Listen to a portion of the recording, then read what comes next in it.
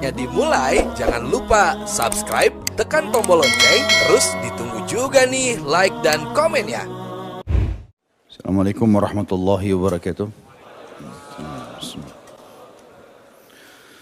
Alhamdulillah, tidak pernah lisan kita memuji Sang Pencipta Allah dalam segala keadaan kita, senang ataupun sedih, kuat ataupun lemah, kaya ataupun miskin. Dalam setiap keadaan orang mukmin selalu mengucapkan Alhamdulillah ala kulli hal.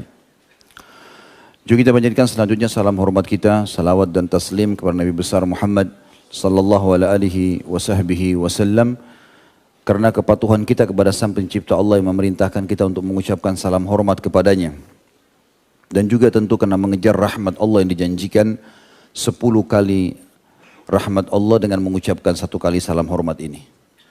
Saudaraku seiman, seperti biasa sebulan sekali di Sabtu kedua kita melanjutkan bahasan Tablik Akbar serial sahabat, dan hari ini insya Allah kita akan membahas seorang sahabat yang mulia, Zaid bin Harithah. Zaid radhiyallahu anhu adalah orang yang terpilih di antara para sahabat ini karena memang dia juga memilih Rasulullah sallallahu alaihi wasallam. Orang ini telah mendahulukan dan memilih Nabi SAW daripada ayahnya dan pamannya, sukunya dan keluarganya. Orang ini yang di awal-awal dakwah telah menemani Nabi SAW sampai akhirnya dilempari batu dan berdarah. Orang ini yang telah dimuliakan oleh Allah Subhanahu wa taala di awal Islam, diizinkan untuk dinisbatkan namanya kepada Nabi Muhammad SAW sampai akhirnya turun ayat yang menyuruh setiap orang dinisbatkan kepada ayah kandungnya. Orang ini juga satu-satunya sahabat yang disebutkan secara langsung namanya. Tidak ada satupun sahabat yang ditulis atau tertulis namanya dan disebut secara langsung dalam Al-Quran kecuali Zaid. Sebagaimana akan kita bacakan dalam surah Al-Ahzab. Orang ini juga yang telah menikahi salah satu dari Ummul Mukminin sebelum dinikahi oleh Nabi SAW, Zainab binti Jahash. Juga termasuk orang ini teman-teman sekalian yang telah mendampingi Nabi SAW dalam hampir setiap peperangannya dan juga berulang kali menggantikan Nabi SAW sebagai pemimpin di kota Madinah. Dan orang ini adalah saudara ukhwahnya Hamzah bin Abdul Muttalib dan Usaid bin Khudair radhiyallahu anhu majma'in. Dan kita tahu Hamzah adalah salah satu dari atau pemimpin para syuhada, yang berarti Zaid pun akan ikut bersama dengan derajat Hamzah. Walaupun memang di akhir hidupnya dimuliakan oleh Allah SWT juga dengan mati syahid, sebagaimana akan kita jelaskan di perang Mu'tah yang diutus oleh Nabi SAW pasukan menyerang wilayah Romawi pada saat itu di tahun 8 Hijriyah di bulan Jumadil Awal. Kita sedang berbicara teman-teman tentang seseorang yang baginda Nabi SAW mengatakan, Ya Zaid anta maulaya wa minni wa ilayya wa ahabbul qawmi ilayya. Yang artinya, wahai Zaid, engkau adalah maulaku. Dan maula adalah seseorang budak yang dibebaskan oleh orang sehingga dinisbatkanlah istilah maulah ini. Juga engkau adalah bagian dariku. Dan juga engkau akan selalu terdekatkan kepadaku dan orang yang paling aku cintai. Dan ini gelar-gelar teman-teman. Biasanya Nabi SAW memberikan satu kelebihan, satu keutamaan para sahabat, tapi Zaid radhiyallahu anhu digabungkan semuanya. Selain dinisbatkan maulanya kepada Nabi SAW, Nabi mengatakan kau bagian dari aku dan selalu terdekatkan denganku, dan juga orang yang paling aku cintai. Bermula kisah Zaid radhiyallahu anhu ini teman-teman sekalian dari terjadinya perang antara suku dia dengan suku Arab yang lain. Zaid ini waktu itu masih kecil, di bawah 10 tahun, ya, 9 tahun kurang lebih. Waktu sukunya dikalahkan, berperang oleh suku Arab yang sedang menyerang, akhirnya dia pun dibeli atau diperjualbelikan sebagai budak di pasar, dari pasar ke pasar sampai dia masuk ke pasar Ukaz di Mekah. Dan orang yang pertama membelinya adalah Hakim ibn Huzam, salah satu tokoh Mekah. Tadinya dia orang bebas, tapi akhirnya karena dikalahkan berperang, maka menjadi tawanan dan menjadi budak. Berjalan waktu Hakim bin Huzam menjualnya kepada Khadijah radhiyallahu anha sebelum menikah dengan Nabi SAW. Kemudian setelah itu, tentu Khadijah membelinya dengan 400 dirham, ada riwayat menjelaskan masalah itu. Dan pada saat Nabi SAW menikahi Khadijah, maka Khadijah sebagai bentuk penghormatan terhadap suaminya menghadiahkan Zaid kepada Nabi SAW, dan disinilah bermula kebahagiaan atau puncak kebahagiaan hidup Zaid bin Haritha radhiyallahu anhum. Pada saat itu berjalan waktu sekian tahun hidup bersama Nabi SAW di awal-awal nikahnya Nabi, sampai Nabi SAW sudah punya anak dari Khadijah, maka pulihlah kembali keadaan suku Zaid bin Haritha, mulai punya kekuatan lagi kembali. Ayahnya kebetulan kepala suku. Lalu ayahnya selalu berharap agar Zaid ini bisa kembali dengannya. Karena dia berharap Zaid bisa menggantikan dia kalau dia meninggal sebagai kepala suku. Ada banyak syair-syair yang dilantunkan oleh ayahnya Zaid yang bernama Haritha. Di antaranya kalau yang pegang buku ini tentu ada penyebutan di situ di halaman 42. Ayahnya mengatakan, aku menangisi Zaid, aku menangisi Zaid dan tidak tahu keadaannya, apakah ia masih hidup ataukah itu cuma harapan, ataukah dia sudah menemui ajalnya. Demi Allah aku tidak tahu dan aku terus bertanya, engkau telah dicuri gunung atau daratan bumi. Duhai, apakah engkau akan kembali suatu hari nanti? Cukuplah dunia bagiku jika engkau kembali. Matahari terbit mengingatkanku akan dirimu atau dirinya. Kala tenggelam di barat tinggalkan kenangannya. Maksudnya ayahnya Haritha, ayahnya Zaid ini sangat kehilangan Zaid.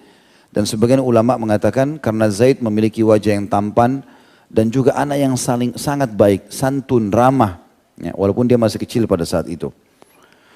Bila angin bertiup menggugah ingatan kepadanya, alangkah lama kesedihan dan kekhawatiranku padanya. Bagi unta betina membajak bumiku bekerja. Artinya setiap hari aku bekerja, untaku selalu mencarikan rezeki untukku dengan harapan juga anakku bisa kembali. Aku tak bosan, kata Haritha, berkeliling begitu pula sang unta ini. Seumur hidupku atau kala nanti ajalku akan tiba. Artinya aku akan coba terus mencari Zaid sampai aku mati. Karena besarnya harapan dia pada anaknya. Setiap orang kan binasa meski angan-angan menipunya. Artinya saya toh juga akan mati, tapi saya berusaha sebelum mati untuk mendapatkan kembali anak saya. Aku berwasiat kepada Qais dan Amr, kedua-duanya. Aku juga berwasiat kepada Yazid dan Jabal setelahnya. Kebetulan ini adalah saudara-saudaranya Zaid. Qais dan Amr satu ibu, sementara Yazid dan Jabal juga satu ibu. Maka dia mewasiatkan kepada saudara-saudara Zaid, kalaupun saya meninggal tidak mendapatkan Zaid, maka kalian tetap harus mencarinya setelah itu. Terus saja dia mencari anaknya sampai akhirnya ada satu suku namanya Bani Ka'ab pergi haji lalu melihat Zaid. Dan Zaid sendiri mengenali mereka karena tahu ini suku Kalb adalah atau suku Ka'ab ini sukunya. Maka Zaid pun mengenali mereka, demikian pula mereka mengenal Zaid. Maka Zaid berkata, sampaikan kepada keluargaku bait-bait syair ini. Ya, karena mereka dulu kalau mengadakan komunikasi biasanya melalui syair-syair. Sebab aku tahu mereka telah bersedih karena kehilanganku. Maka ia berkata, sekalipun aku jauh, sampaikan suratku kepada kaumku. Sesungguhnya di dekat masyair rumah tinggalku. Maksudnya masyair tempat yang dimuliakan, Mekah. Maka hentikanlah kesedihan yang merundung kalian. Maksudnya masyair juga ini masuk Arafah, Muzdalifah, Mina, tempat-tempat yang dimuliakan pada saat haji. Ya. Maka hentikanlah kesedihan yang merundung kalian, janganlah membajak tanah seperti kambing jantan. Ya, artinya jangan terus-menerus sedih dan akhirnya membuat mengganggu pekerjaan kalian. Sebab aku berada dalam keluarga yang mulia, segala puji bagi Allah. Begitu mulia bagai kemuliaan Bani Ma'an yang turun-temurun. Bani Ma'an juga suku dia. Maka dia mengatakan bahwasanya saya bahagia, enggak ada masalah, saya sehat, saya aman dan seterusnya. Waktu jemaah haji dari suku Ka'ab ini pulang, mereka menyampaikan kepada Haritha. Dan Haritha akhirnya langsung pergi dengan niat ingin menebusnya. Pergilah ia ke Mekah, kemudian mendatangi rumah demi rumah ditanyain sampai mendapatkan anaknya di rumah Nabi SAW. Dan pada saat itu pun Harithah menceritakan, wahai Muhammad, sesungguhnya Zaid ini anak terhormat. Saya kepala suku saya suku Ma'an, terkenal. Maka saya datang untuk menebusnya. Muliakanlah kami. Jangan kau pertahankan dia dalam keterbudakan. Waktu itu Harithah sempat kaget teman-teman sekalian, karena ternyata Nabi SAW memiliki akhlak yang mulia sekali. Karena Nabi SAW mengatakan, begini saja, supaya adil, kita biarkan Zaid yang memilih. Kalau dia memilih kalian, maka aku bebaskan dari keterbudakan, tanpa ada tebusan bayaran apapun. Dan kalau dia memilih aku, maka kalian harus ridho memberikannya. Setelah itu Harithah dan saudaranya, ya, paman dari Zaid, mengatakan ini pendapat yang adil. Boleh kami ketemu dengan Zaid? Silahkan. Zaid kebetulan lagi berada di samping rumah Nabi SAW. Kemudian bertemulah ayahnya. Lalu mengatakan, wahai anakku. Setelah bersalaman, berpelukan, segala macam. Sungguh Muhammad orang yang mulia. Dan dia memberikan pilihan juga yang mulia. Tinggal kamu mengiyakan saja, maka engkau akan mulia kembali ke kaummu. Muhammad telah mengatakan, berikan pilihan kepada Zaid.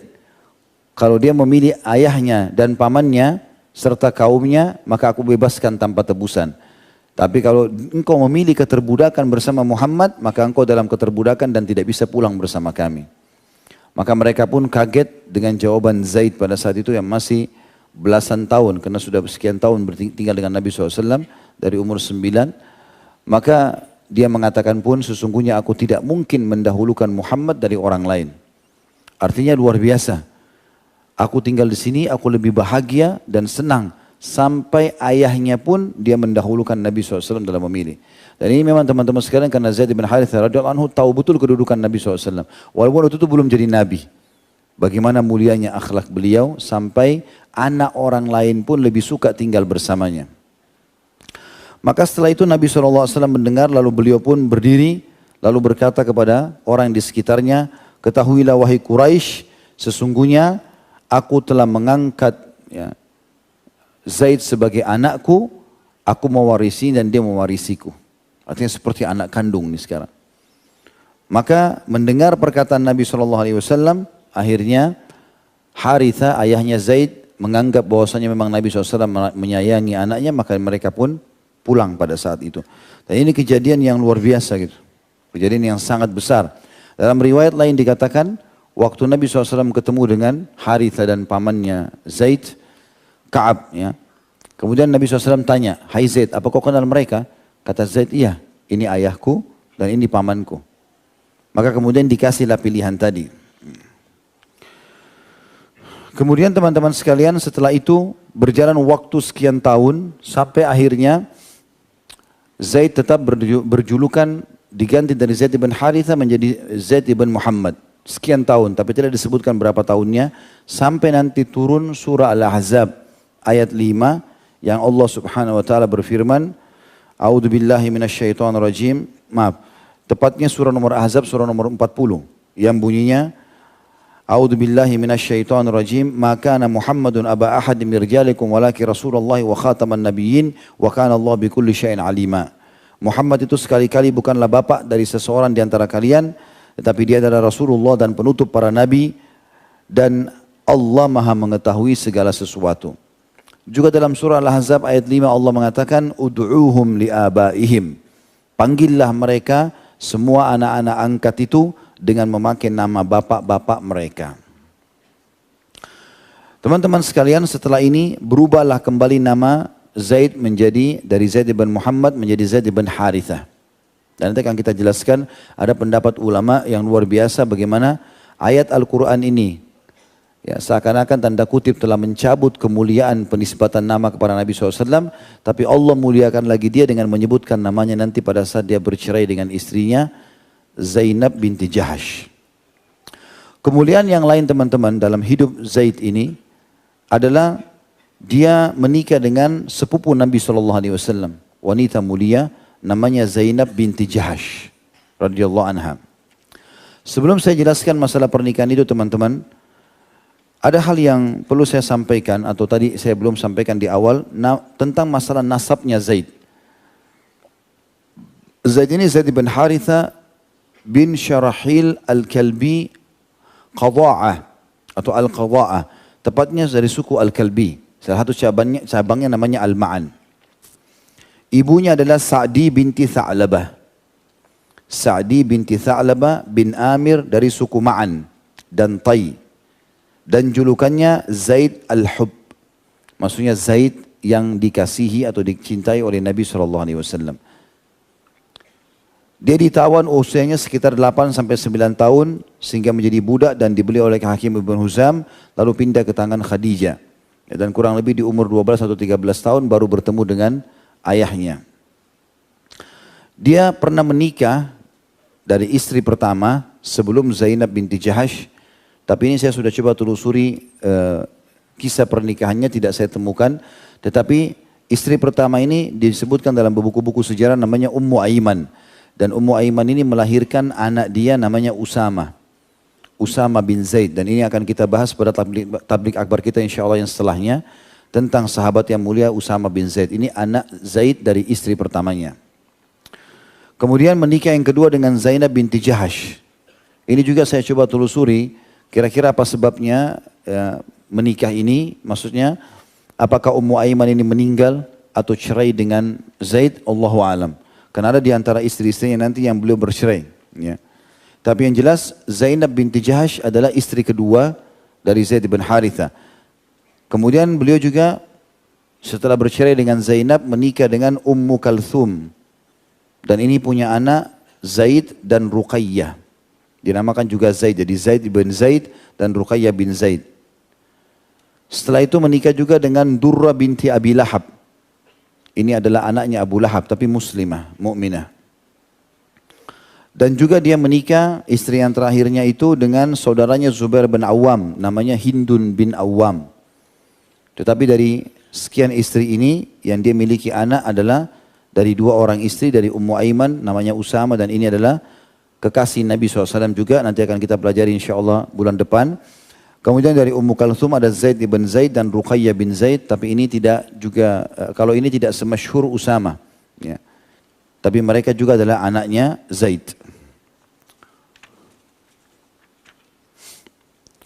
Pernikahan Zaid dengan Zainab yang kita fokus bahas teman-teman dari sekian istri beliau ini.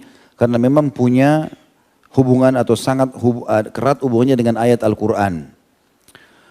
Allah menakdirkan anak bibi Nabi SAW menikah dengan Zaid. Tepatnya namanya Zainab binti Jahash bin Riyad al-Asadi. Ibu Zainab ini bernama Umaymah binti Abdul Muttalib bin Hashim. Jadi langsung anak tante Nabi SAW. Dan pernikahan ini dinilai adalah pernikahan yang menghebohkan Mekah pada saat itu. Karena mustahil di dalam pandangan orang-orang Mekah mantan budak seperti Zaid menikah dengan seorang wanita mulia seperti Zainab. Berjalan waktu teman-teman sekalian, pernikahan terjadi pada saat itu dan sering terjadi cekcok. Dan ini cekcok yang terjadi tidak dirincikan oleh para ulama tentang apa sebabnya, tetapi yang lebih menonjol sebagian pendapat ulama mengatakan, ya itu tidak dirincikan tapi secara global dikatakan karena tidak cocoknya secara nasab. Jadi rupanya Zainab radhiyallahu anha sering merasa ini Zaid ini mantan budak, sering terbawa perasaan seperti itu. Sementara Zaid sendiri coba berusaha menjadi suami yang terbaik tapi arus ini terus saja terjadi. Ini secara global ya. Lebih global daripada itu ulama mengatakan terjadi cekcok suami istri dan akhirnya seringnya Zaid mengeluh atau sering Zaid mengeluh kepada Nabi SAW. Ya Rasulullah, Zainab begini, selalu mengeluhkan. Di awal lamaran Zainab ini, Nabi SAW datang ke rumahnya lalu mengatakan, saya akan melamar Zainab. Zainab langsung gembira karena dia anggap Nabi SAW yang akan melamarnya. Tapi setelah itu Nabi mengatakan, sesungguhnya saya melamarmu untuk Zaid. Awalnya memang Zainab sudah menolak. Karena ada tradisi orang-orang Mekah mustahil mantan budak. Apalagi kalau budak ya, mantan budak itu bisa menikah dengan orang bebas, apalagi punya kedudukan dan punya nasab yang dianggap suci. Gitu. Tapi karena ini lamaran Nabi SAW, maka Zainab pun menerima. Terjadilah cekcok pada saat itu di rumah tangga mereka. Dan setiap hari Zaid selalu datang, ya Rasulullah, Zainab begini, Zainab begini. Zainab juga berkeluh kesah kepada Nabi SAW, Zaid begini dan begitu. Akhirnya Nabi SAW selalu mengatakan kepada Zaid, bertakwalah kepada Allah, pertahankan rumah tanggamu. Dinasihati terus. Tapi dari satu sisi Nabi SAW juga merasa prihatin. Prihatin kepada Zainab yang nanti kalaupun bertahan dia jadi masalah. Maka Nabi SAW menyembunyikan dalam hati beliau alaihissalam tentang perasaan itu. Bagaimana caranya supaya rumah tangga mereka bisa bertahan. Zainab tidak cerai sehingga namanya tidak rusak di keluarga karena penyebab menikahnya dari Nabi SAW. Zaid juga tidak cerai lagi, tetap punya istri Zainab. Itu disembunyi dalam hati Nabi SAW. Bagaimana kira-kira solusinya? Beliau tidak diskusi dengan para sahabat. Nanti Allah SWT akan ceritakan dalam Al-Quran masalah itu. Sampai akhirnya puncak-puncaknya sudah tidak bisa lagi sama sekali dipertahankan. Maka akhirnya Nabi SAW diperintahkan oleh Allah Subhanahu Wa Taala untuk memerintahkan Zaid menceraikan istrinya. Dalam surah Al-Ahzab ayat 37 Allah berfirman cerita tentang masalah itu. A'udzubillahi minasyaitonir rajim. Wa idh taqulu lilladzi an'ama Allahu 'alaihi wa an'amta 'alaihi amsik 'alaika zawjaka wattaqillaha wa tukhfi fi nafsika ma Allahu mubdihi wa tukhfi fi nafsika ma Allahu mubdihi wa takhsha an-nasa wallahu ahaqqu an takhsha. فلما قضى زيد منها وطرا زوجناكها لكي لا يكون على المؤمنين حرجا في أزواج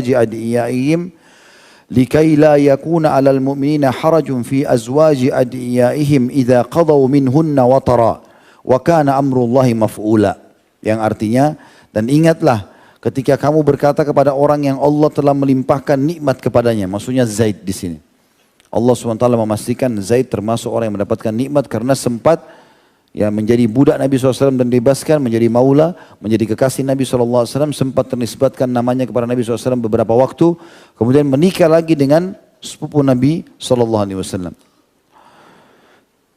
Maka Allah mengatakan, dan ingatlah ketika kamu berkata kepada orang yang Allah telah melimpahkan nikmat kepadanya, maksudnya Zaid, dan kamu juga telah memberi nikmat kepadanya. Kamu selalu menolongnya, membantunya. Tahanlah terus istrimu dan bertakwalah kepada Allah. Setiap kali Zaid berkeluh kesah tentang sikapnya Zainab, Nabi SAW selalu mengatakan begitu. Bertakwalah kepada Allah, pertahankan istrimu.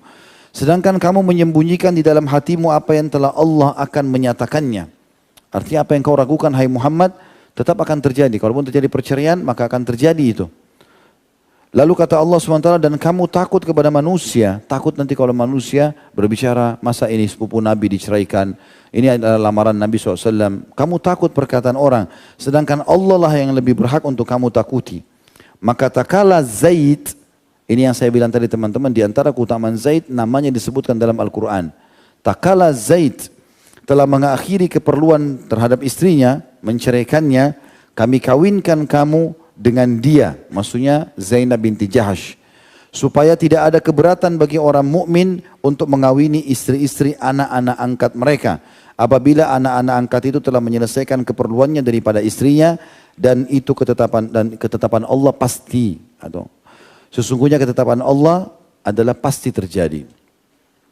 Ayat ini banyak sekali kalau mau dipilah-pilah tentang masalah bahasannya, tetapi yang kita titik beratkan di 3 poin. Yang pertama, Allah Subhanahu Wa Taala memastikan dalam ayat ini bahwasanya Zaid termasuk orang yang Allah berikan nikmat melimpah karena Allah limpahkan banyak nikmat kepadanya, termasuk juga Nabi SAW. Potongan yang kedua, bagaimana Allah Subhanahu Wa Taala memastikan bahwasanya apapun yang Nabi SAW ingin sampaikan, kalau itu sesuai dengan hukum Allah, Allah akan terapkan, jadikan.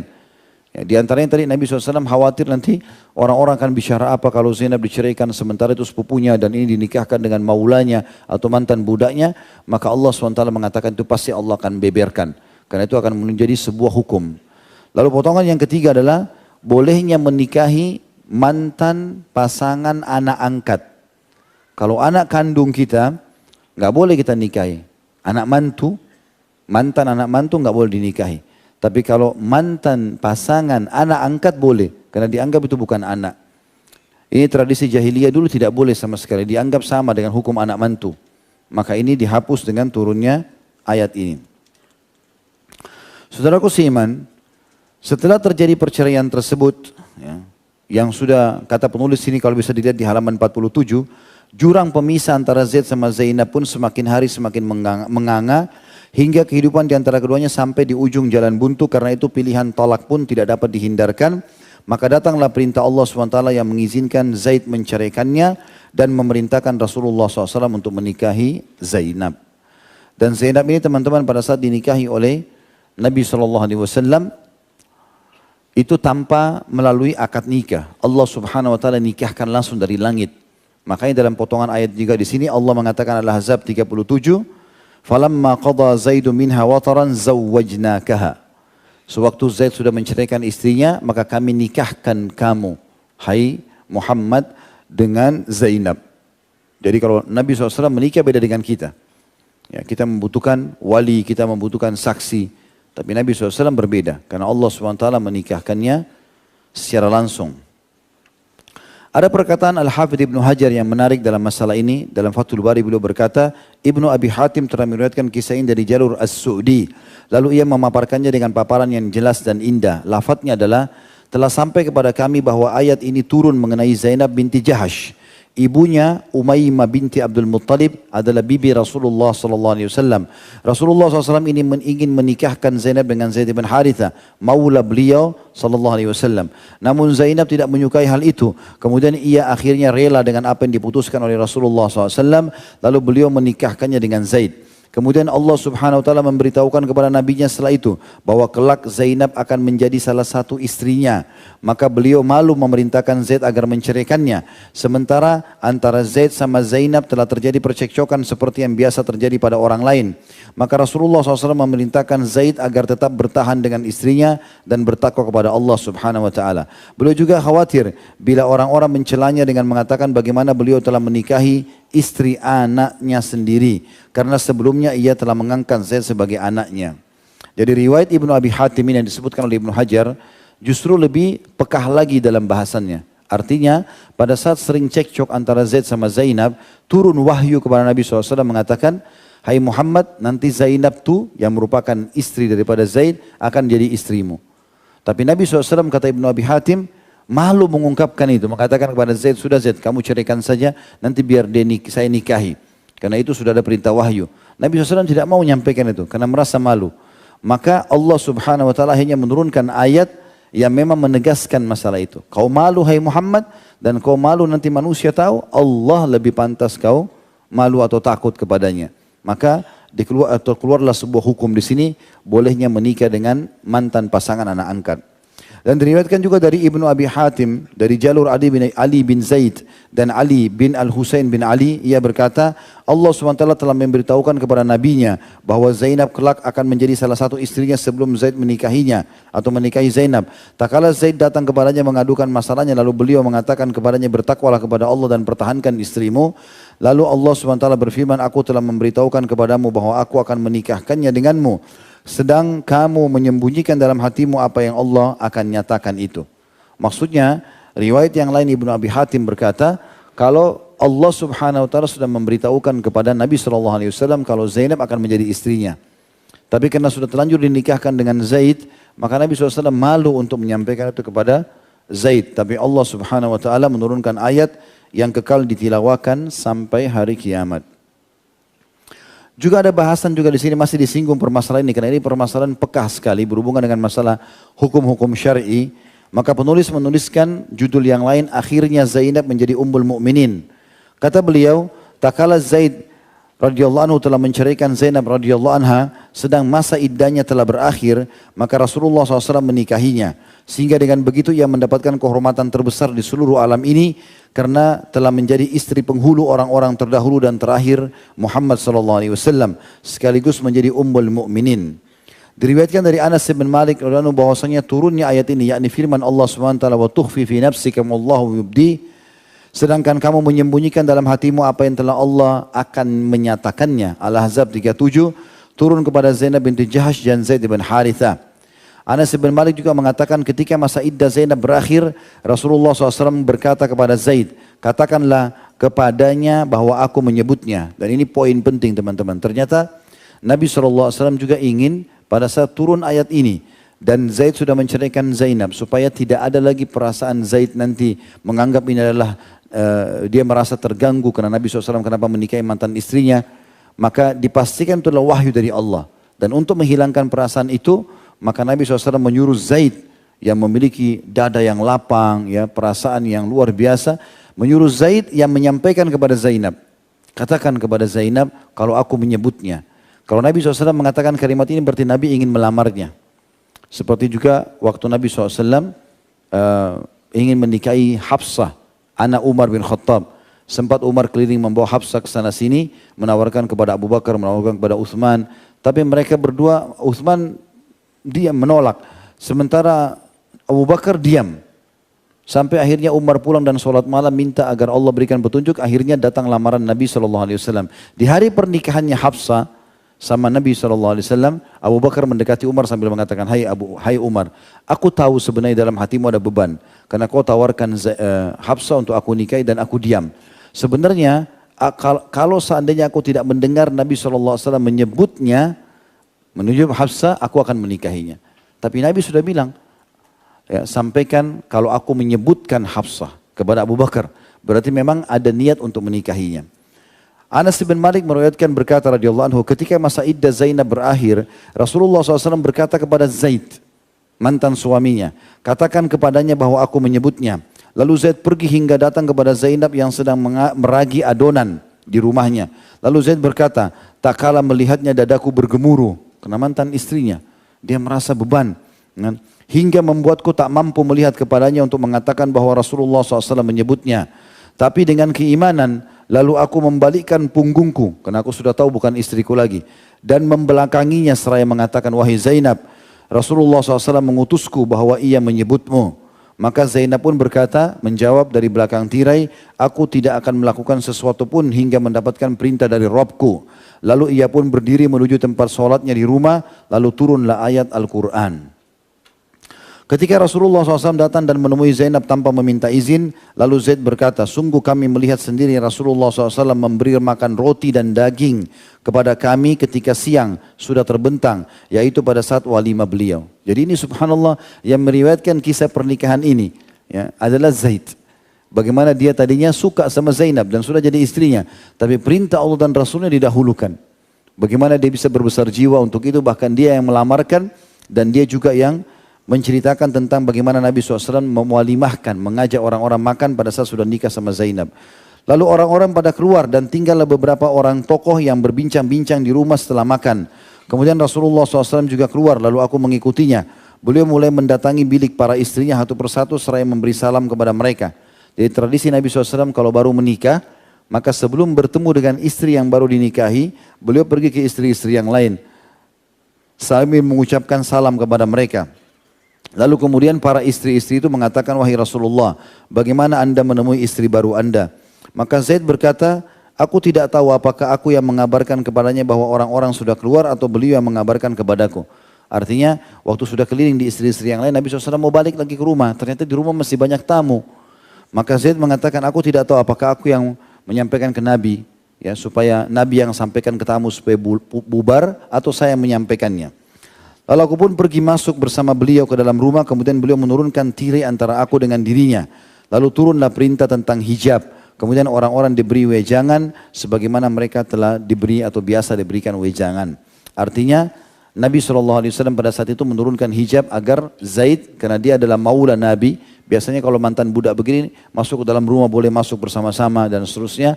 Bahkan kadang-kadang disuruh oleh para ummahatil mu'minin, ya, tentu dengan adanya pakaian lengkap tertutup aurat. Tapi itu interaksi di rumah dengan maula ini, itu pernah terjadi. Tapi khusus pada saat pernikahan dengan Zainab, karena ini adalah mantan istrinya Zaid, maka diturunkanlah hijab, artinya tidak boleh Zaid sekarang berinteraksi langsung dengan Ummul Mukminin termasuk atau terutama Zainab. Dan turunlah ayat hijab pada saat itu. Dan Nabi SAW waktu itu teman-teman sekalian merasa berat, karena habis nikah, para sahabat masih banyak yang duduk di situ. Dan ini juga sebuah hukum syar'i, kita kalau bertamu dan diundang dalam walimah ursh, ya, makanan pernikahan, habis makan teman-teman pulang. Ya. Jangan banyak justru ngobrol, orang-orang kan mau kumpul sama istrinya. Gitu ya. Dan itu terjadi di zaman Nabi SAW. Kita dengarkan ayatnya ya. Di surah Al-Ahzab ayat 53, turun masalah itu.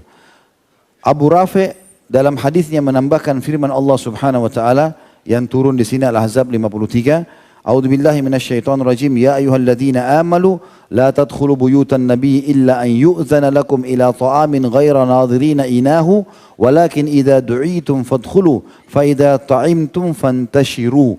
Ini di garis bawahi. Wala musta'nisina li hadits. Inna dzalikum kana yu'dhin nabiyya fayastahi minkum wallahu la yastahi minal haqq. Al-ayah. Artinya, hai orang beriman, jangan kamu masuki rumah-rumah Nabi kecuali bila kamu diizinkan untuk makan dengan tidak menunggu waktu masak makanannya. Artinya, kalau diundang makan oleh Nabi, datang pada saat sudah dipanggil dan makanan sudah siap, bukan datang sebelumnya. Ya, gitu. Dan ini juga ayat kata sebagian ulama tafsir dikhususkan juga kepada Zaid, karena Zaid di sini ayat ini turun tentang masalah tidak boleh masuk rumah Nabi kecuali dengan izin. Justru pada saat Zaid, ya, pada saat Nabi SAW menikah dengan Zainab, dan Zaid pada saat itu selalu menemani Nabi SAW keluar masuk rumah. Tetapi kalau kalian diundang maka masuklah, dan bila kalian selesai makan keluarlah, pulanglah, fantashiru, ya, tanpa asyik memperpanjang percakapan. Ini perkataan Allah Subhanahu Wa Taala. Artinya orang ngobrol, tanya kabar, sekarang tahu waktu. 3 jam duduk di walimah, 4 jam. Ya. Pengantinnya sudah bilang kapan pulang nih. Kata Allah, sesungguhnya yang demikian itu akan mengganggu Nabi. Nabi ingin kumpul dengan istrinya, orang baru menikah. Tapi Nabi malu kepada kalian, kata Allah, untuk menyuruh kalian pulang. Tapi Allah tidak malu menerangkan yang benar. Ya, ini hukum syar'i. Jadi subhanallah, dari pernikahan Zaid sama Zainab ini banyak ilmu, pelajaran. Pertama, bolehnya menikah maula, mantan budak dengan wanita bebas. Kemudian terjadinya perceraian. Bolehnya terjadi perceraian atau bolehnya orang bercerai kalau memang selalu tiap hari cuma cekcok aja nih. Enggak ada kesamaan persepsi.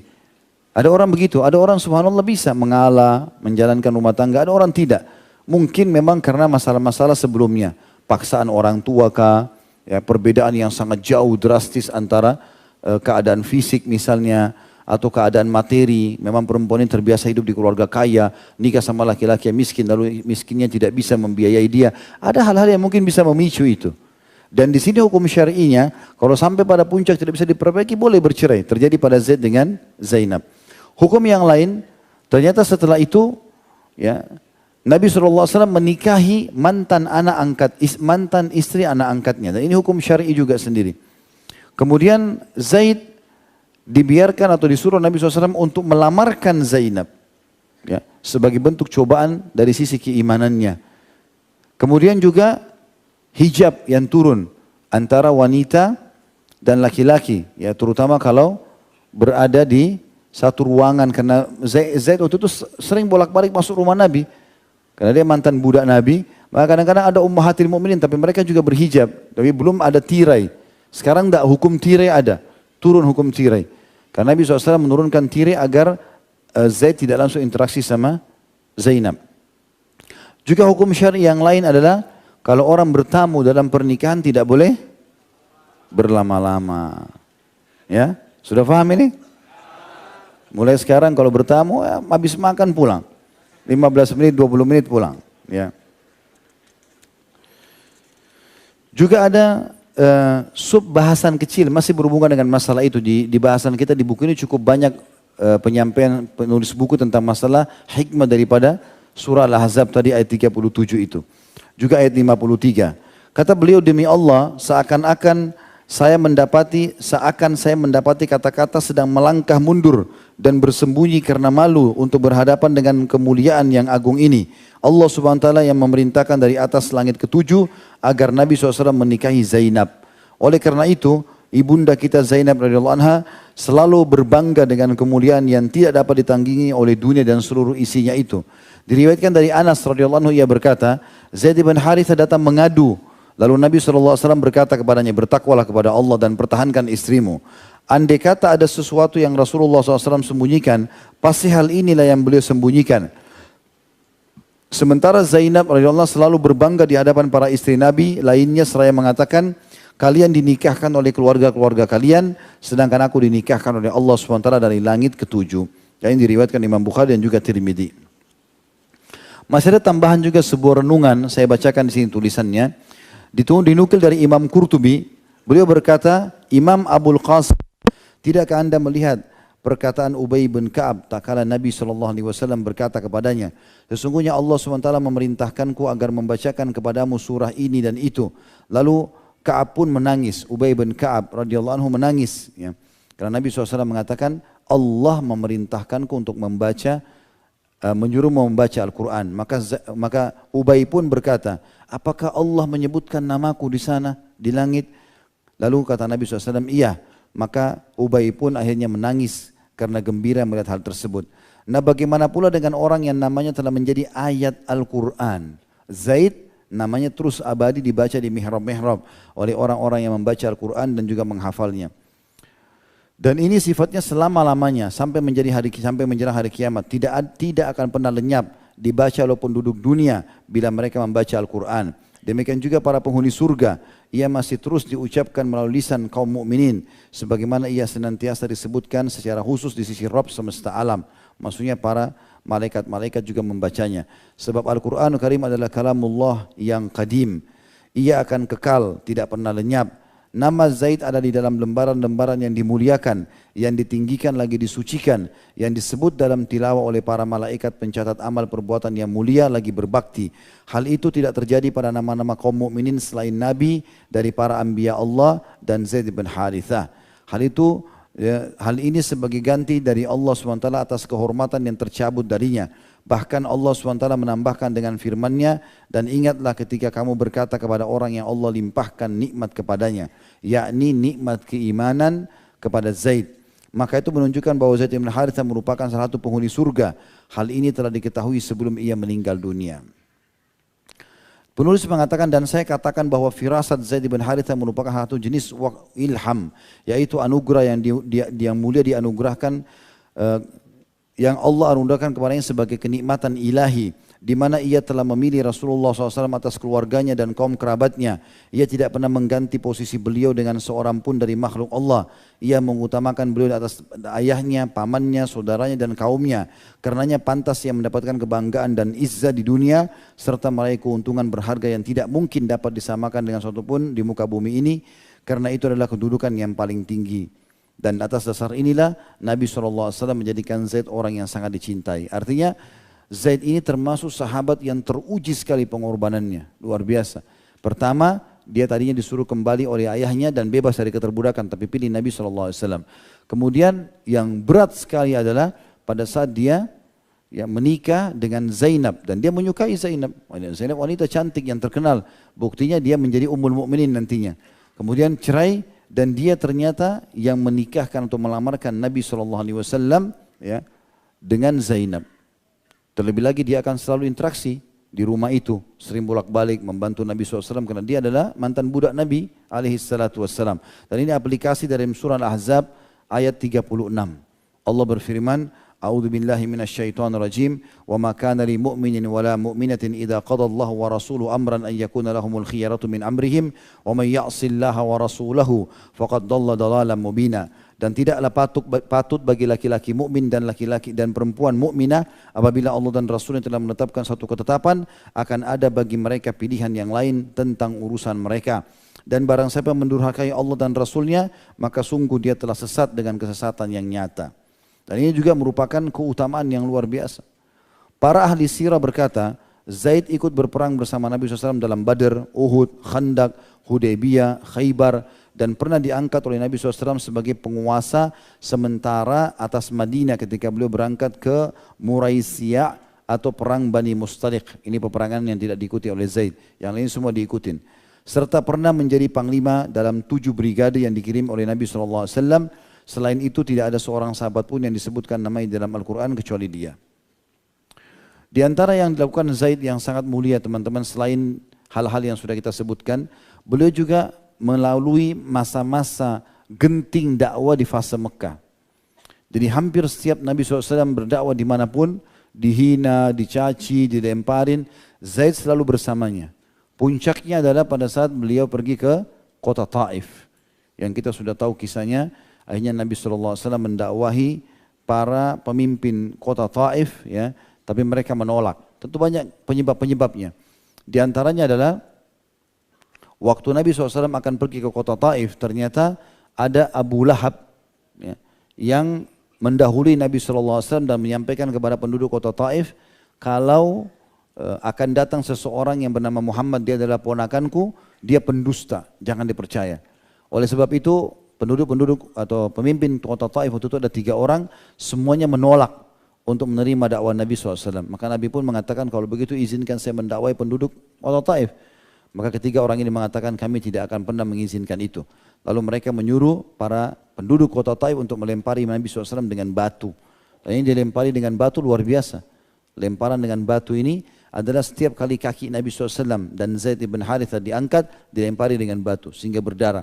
Kalau turun sudah kesakitan, tapi karena orang jalan harus mengangkat kaki, maka dilempar lagi yang sudah naik ke atas, maka ini menambah sakitnya sehingga semua keluar darah. Dan Zaid ibn Harithah karena berusaha untuk melindungi Nabi SAW, akhirnya sempat terlempar ke wajahnya, ke kepalanya batu dan berdarah-darah. Sehingga akhirnya Zaid ibn Harithah berhasil melindungi Nabi SAW semampunya, sampai mereka berdua diusir keluar dari kota Taif, ditutup pintu gerbang, kemudian mereka jalan sampai tiba di depan kebun Utbah dan Syaibah bin Rabi' yang nanti akan mati di perang Badr. Dan pada saat itu Nabi SAW berdoa kepada Allah SWT, ya Allah, kepadamu lah aku mengadukan lemah fisikku, kurangnya siasatku, maksudnya ideku sudah nggak ada lagi nih, nggak tahu harus buat apa. Sekian tahun berdakwah di Mekah tidak ada pengikutnya kecuali cuma 100 orang saja sekian, itu pun disiksa, diboikot. Di luar kota Mekah pun tidak ada yang menerima dakwah. Lalu Nabi SAW berkeluh kesah mengatakan kepada Tuhannya, ya Allah, kepadamu aku mengadukan lemahnya fisikku, kurangnya siasatku, maksudnya kurangnya ideku, dan hinanya aku di hadapan manusia. Mereka coba menolak dakwah ini. Wahai Zat yang maha pengasih lagi maha penyayang, engkau Rabb orang-orang lemah, engkau Rabbku, kepada siapa engkau menyerahkanku? Apakah kepada orang jauh yang murka kepadaku, ataukah kepada musuh yang engkau kuasakan kepadanya urusanku? Kalau bukan karena takut murkahmu kepadaku, maka aku tidak peduli. Akan tetapi maafmu begitu luas untukku. Aku memohon dengan cahaya wajahmu yang dengannya kegelapan menjadi terang benderang dan urusan dunia dan akhirat menjadi lurus, agar tidak engkau turunkan marahmu kepadaku dan engkau limpahkan atau timpahkan murkamu kepadaku atau terhadapku. Engkau memiliki maaf setelah murka, engkau ridho. Engkau memiliki maaf hingga engkau ridho, tidak ada daya serta upaya melainkan dengan kekuasaanmu. Lalu setelah itu pun Nabi SAW mau masuk ke Mekah, tapi beliau ragu, maka beliau mengirim surat kepada tokoh-tokoh Mekah agar melindunginya, dan surat itu dibawa oleh Zaid bin Harithah masuk ke dalam Mekah ke tangan para tokoh-tokoh Mekah pada saat itu. Tapi ringkas cerita di sini teman-teman, khusus di masalah perjuangan dakwah juga pertama, Zaid bin Harithah juga ikut serta dalam merasakan susahnya dakwah di awal Islam. Dan juga perlu kita garis bawahi ya, orang yang pertama masuk Islam dari kalangan budak itu adalah Zaid bin Harithah. Jadi yang paling pertama masuk Islam dari kalangan wanita adalah Khadijah, dari orang dewasa dan orang yang bebas Abu Bakar, dari budak adalah Zaid bin Harithah, dari anak-anak ya yang bukan budak orang bebas adalah Ali bin Abi Thalib radhiyallahu anhum ajma'in. Zaid bin Harithah teman-teman sekalian termasuk juga orang yang mendapatkan kemuliaan karena hijrah bersama Nabi alaihi salatu wassalam ke Madinah. Dan ini hijrah yang sangat luar biasa pada saat Mekah puncak-puncaknya. Seluruh orang-orang di sana umat Islam dipukuli, ya, dihina, terutama setelah meninggalnya Abu Talib, paman Nabi alaihissalatu wassalam. Maka semuanya waktu Abu Talib masih ada, yang mengganggu orang Islam cuma orang-orang terhormat saja. Ya, misalnya orang yang punya kedudukan, tapi setelah meninggalnya Abu Talib tidak ada lagi perlindungan untuk Nabi SAW, maka budak-budak, orang-orang yang terhina pun di Mekah, ya, yang tidak punya kedudukan, mereka juga ikut melempari Nabi SAW dan menghinanya. Puncaknya akhirnya datang perintah Allah SWT untuk hijrah ke Madinah, dan Zaid termasuk orang yang hijrah. Dan pada saat tiba di Madinah, kemuliaan yang lain beliau dapatkan karena Nabi SAW mempersaudarakan secara khusus dengan Hamzah bin Abdul Muttalib, penghulu para syuhada. Ya. Sampai-sampai Hamzah pada saat akan menuju ke perang Uhud, beliau mengatakan menulis wasiat, kalau seandainya aku meninggal dunia, maka yang boleh urus jenazahku hanya Zaid bin Harithah. Karena memang ini adalah orang yang dipersaudarakan oleh Nabi SAW di dalam Islam. Tentu kita semua bersaudara, tapi dalam Islam disunnahkan kita mencari siapa di antara kaum muslimin yang dianggap paling baik ibadahnya atau lebih baik daripada kita, lalu kita mengatakan kepada dia, aku mencintaimu karena Allah. Ini menjalin ukhuwah secara khusus, berdua atau lebih dari satu orang pun kita memiliki beberapa orang sahabat di beberapa tempat berbeda-beda, itu semua karena Allah subhanahu wa ta'ala. Setelah Hamzah meninggal mati syahid, maka Nabi SAW memperbaharui persaudaraannya dengan Usaid bin Khudair radhiyallahu anhu. Usaid bin Khudair ini adalah terkenal, salah satu pimpinan Ansar dan orang kaya Madinah, serta dia termasuk orang yang bacaan Qur'annya paling bagus. Dan ini pernah saya ceritakan, beliau termasuk orang yang pada saat membaca Al-Quran di malam hari, bacaannya datang didengari oleh malaikat. Zaid radhiyallahu anhu pergi ke Madinah atau tinggal di Madinah, lalu membantu Nabi SAW dan juga sambil bekerja. Dan pada saat terjadi perang Badar pertama, maka Zaid termasuk daripada ahli Badar. Karena Nabi SAW menyuruh dia untuk ikut dan dia pun ikut. Dan kita perlu tahu khusus ahli Badar 313 orang, 314 dengan Nabi SAW semuanya dapat jaminan surga. Khusus ahli Badar dijamin masuk surga. Dan Zaid termasuk salah satunya. Jadi ada beberapa indikasi Zaid termasuk dijamin masuk surga. Yang pertama tentang masalah kasus Allah subhanahu wa ta'ala menyebutkan tadi dalam ayat ya tentang masalah Zaid bin Harithah itu diberikan nikmat, dan nikmat ini maksudnya adalah termasuk ahli surga. Kemudian juga sebagaimana dijelaskan oleh penulis, kemudian juga di sini dia hadir di Badar, dan pada saat muslimin menang, Nabi SAW mengutus Zaid bin Harithah untuk menunggangi untanya yang bernama Al-Quswa. Al-Quswa. Dan ini juga termasuk sunnah Nabi SAW. Kita usahakan agar benda-benda yang kita miliki kita berikan nama-nama yang baik. Ya, unta ada bahasa Arabnya sendiri. Jamal kalau unta laki-laki, naqa kalau unta perempuan. Tapi Nabi SAW memberikan nama untanya dengan Al-Quswa. Ya, dan ini berarti kita boleh memilih nama-nama yang baik. Maka Zaid pun yang datang untuk menyampaikan berita gembira kepada penduduk Madinah, dan pada saat itu juga ditemani oleh Abdullah bin Rawahah.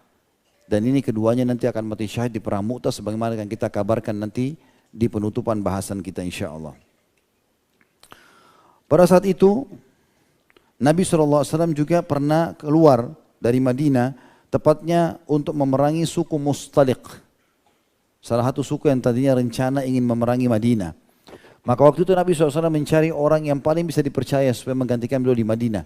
Jadi selalu termasuk sunnah Nabi SAW kalau seorang pemimpin negara keluar kemanapun, baik peperangan ataupun pergi kunjungan. Ya, mungkin kalau sekarang karena ada pesawat lebih mudah. Kalau zaman dulu orang kunjungan antara negara dan seterusnya, ini waktunya lama. Bisa berbulan-bulan baru kembali, bisa juga terbunuh di tengah jalan, bisa dirampok oleh perampok. Maka biasanya ditunjuklah seorang pengganti. Dan Nabi SAW pernah menunjuk Zaid bin Harithah karena percayanya beliau pada Zaid, yaitu untuk memimpin Madinah di masa perang Bani Mustalik. Waktu itu Nabi SAW meninggalkan kurang lebih 40 harian kota Madinah. Juga Nabi SAW seringkali mengutus dia untuk memimpin brigade-brigade peperangan. Ya. Dan banyak sekali, dan hampir semuanya atau semuanya dipimpin oleh Zaid bin Harithah memenangkan peperangan. Ya, memenangkan peperangan. Dan puncak-puncaknya adalah dia terbunuh mati syahid di perang Mu'tah sebagaimana kan kita paparkan tadi saya bilang di akhir bahasan kita insyaAllah. Nabi SAW pernah berkata pada saat menjadikan Usama bin Zaid sebagai panglima perang. Nanti kita bahas itu di bulan depan insyaAllah tentang Usama bin Zaid. Usama bin Zaid ini umur 17 tahun. Masih muda sekali. Tapi Nabi SAW menunjuk dia menjadi pemimpin perang di akhir hidup beliau. Dan di pasukan perang ada Abu Bakar, ada Umar, ada Uthman, ada Ali, ada sahabat-sahabat yang senior. Tapi Nabi SAW tunjuk Usama. Sempat orang-orang pada ngomong semua, Usama muda sekali. Kemahirannya apa? 17 tahun. Ya. Lalu memimpin ada orang-orang yang sudah 50 tahun, 60 tahun punya pengalaman perang dengan Nabi SAW. Maka Nabi SAW mengatakan, diriwayatkan dari Abdullah bin Umar, ia berkata, Nabi SAW mengirim sebuah pasukan dan mengangkat Usama bin Zaid sebagai panglimanya. Lalu sebagian orang meragukan kepemimpinannya, maka Nabi SAW berkata, jika kalian mempermasalahkan kepemimpinannya, bisa enggak pimpin perang nih, kata orang-orang. Maka sebelum ini kalian juga pernah mempermasalahkan kepemimpinan ayahnya. Ini bahasan kita, Zaid bin Harithah. Juga waktu Zaid bin Harithah ditunjuk oleh Allah, oleh Nabi SAW jadi pemimpin di brigade-brigade, sempat orang bimbang, benar enggak? Mahir enggak nih perang nih? Bisa enggak dia? Maka kata Nabi SAW, demi Allah, sesungguhnya ia cakap sebagai pemimpin. Sesungguhnya ia salah satu orang yang paling aku cintai, dan sesungguhnya ia adalah anak seseorang yang paling aku cintai sepeninggalnya. Artinya ini adalah orang yang layak jadi pemimpin, memang dia ahli perang, ayahnya pun begitu Zaid bin Haritha, dan dia aku cintai sebagaimana juga ayahnya aku cintai. Aisyah juga berkata radhiyallahu anha, tidaklah Rasulullah SAW mengutus Zaid bin Haritha dalam satu pasukan, melainkan beliau SAW mengangkatnya sebagai komandan mereka. Dan jika ia masih hidup setelahnya, pastilah beliau mengangkatnya menjadi khalifah. Jadi sampai kata Aisyah memberikan kesaksian karena dekatnya Nabi SAW kepada Zaid, kalau seandainya Zaid masih hidup pada saat Nabi SAW meninggal atau akan meninggal, pasti dia yang jadi khalifah. Jadi saking dipercayanya oleh Nabi alaihi salatu wassalam. Juga diriwayatkan dari Salamah bin Aqwa radhiyallahu anhu, beliau berkata, aku ikut dalam 7 peperangan bersama Rasulullah SAW dan bersama Zaid bin Haritha sebanyak 9 peperangan di mana Rasulullah SAW mengangkatnya sebagai panglima perang kami. Jadi tidak pernah subhanallah Nabi SAW menunjuk seseorang kecuali memang itu orang punya keterampilan perang. Juga Ibnu Umar radhiyallahu anhu mengatakan Umar bin Khattab memberikan bagian dari harta rampasan kepada Usama lebih banyak daripada yang diberikan kepadaku. Jadi pernah dalam peperangan Abdullah bin Umar ikut, Usama bin Zaid ikut. Lalu Umar bin Khattab memberikan Usama lebih banyak bagian harta rampasan daripada Abdullah, anaknya sendiri. Maka dia pun menanyakan kepada Umar, karena itu aku mempertanyakan kepada Umar. Lalu Umar menjawab, sungguhnya Usama adalah anak orang yang lebih dicintai Rasulullah SAW darimu. Dan sungguhnya ayahnya lebih dicintai Rasulullah SAW daripada ayahmu ini. Artinya Zaid itu adalah orang yang Nabi cintai bahkan melebihi aku, kata Umar radhiyallahu anhu ajma'in. Dan Nabi SAW pernah berkata, aku memasuki surga. Lalu aku melihat seorang gadis belia menyambutku. Maka aku bertanya, milik siapakah engkau? Maka orang itu, bidadari itu mengatakan, aku adalah milik Zaid bin Haritha. Dan semua ini hadis-hadis disahihkan oleh para ulama sebagaimana bisa dilihat dalam footnote-nya. Ada kejadian yang paling besar teman-teman yang terjadi pada kehidupan Zaid bin Haritha, yaitu mati syahidnya Zaid bin Haritha.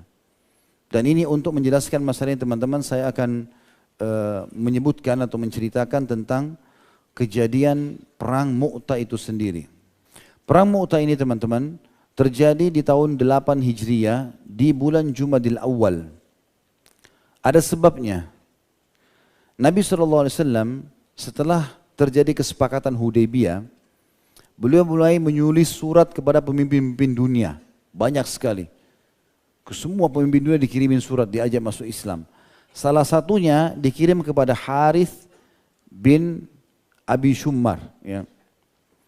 Ini suku Ghassan. Suku Ghassan ini suku yang tinggal di utara Jazirah Arab dan besar sekali jumlah mereka.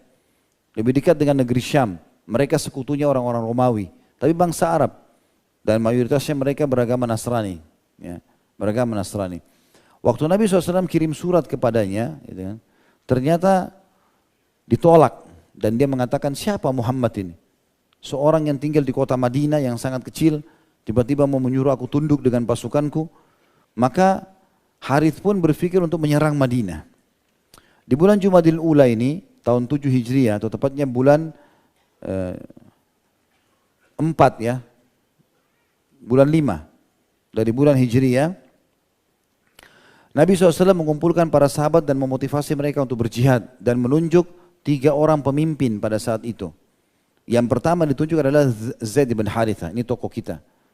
Lalu Nabi SAW mengatakan, bila Zaid wafat, maka yang gantikan Ja'far bin Abi Talib.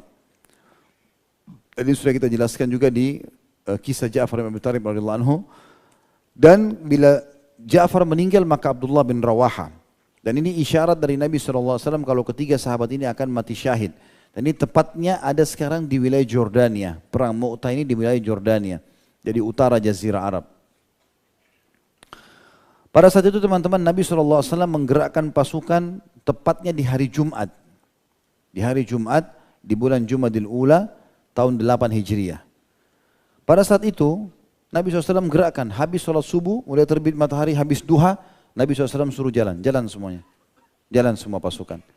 Dari 3 orang pemimpin, Zaid bin Haritha, Ja'far bin Abi Talib, kemudian Abdullah bin Rawaha. Abdullah bin Rawaha ini, nanti akan kita bahas insyaAllah di kisahnya beliau radhiyallahu anhu. Beliau fikir pasukan jalan waktu duha. antara duha, kalau kita sekarang kayak jam 8, jam 9 pagi, ke duhur, waktu Jumat pendek, 4 jam sudah masuk waktu Jumat. Dia bilang sama dirinya sendiri, saya kayaknya mau nunggu aja deh, sholat Jumat dulu dengan Nabi SAW, baru kemudian saya menyusul pasukan. Saya pakai kuda sendiri yang bisa cepat, sampai kok, keburu. Dengan niat supaya dapat pahala Jumat bersama Nabi SAW, lalu menyusul pasukan. Semua pasukan jalan kecuali Abdullah bin Rawaha. Ini saya kisahkan kisah tentang peperangan itu ya. Kemudian Abdullah bin Rawaha ini radhiyallahu anhu hadir di saf pertama. Waktu Nabi SAW khutbah belum kelihatan. Begitu mau sholat ada di saf pertama. Maka Nabi SAW biarkan sholat, habis sholat Nabi tanya, kenapa kau tetap ada di sini wahai Abdullah?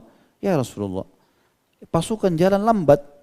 Saya ingin mendapatkan keutamaan jihad bersama mereka dan juga keutamaan sholat Jumat bersama anda. Artinya biar saya sholat Jumat, apalagi ini sholat Jumat di Masjid Nabawi, 1000 pahala. Kalau sholat berjamaah dikalikan 25 kali lipat berarti 25.000 ya, pahala. Belum bersama Nabi berjamaahnya, juga nanti akan jihad. Maka kata Nabi SAW, demi Allah, walau engkau menginfakkan semua yang ada di dunia yang kau miliki, maka niscaya tidak akan mampu mengejar pahala yang telah mereka dapatkan dari perjalanan tadi pagi.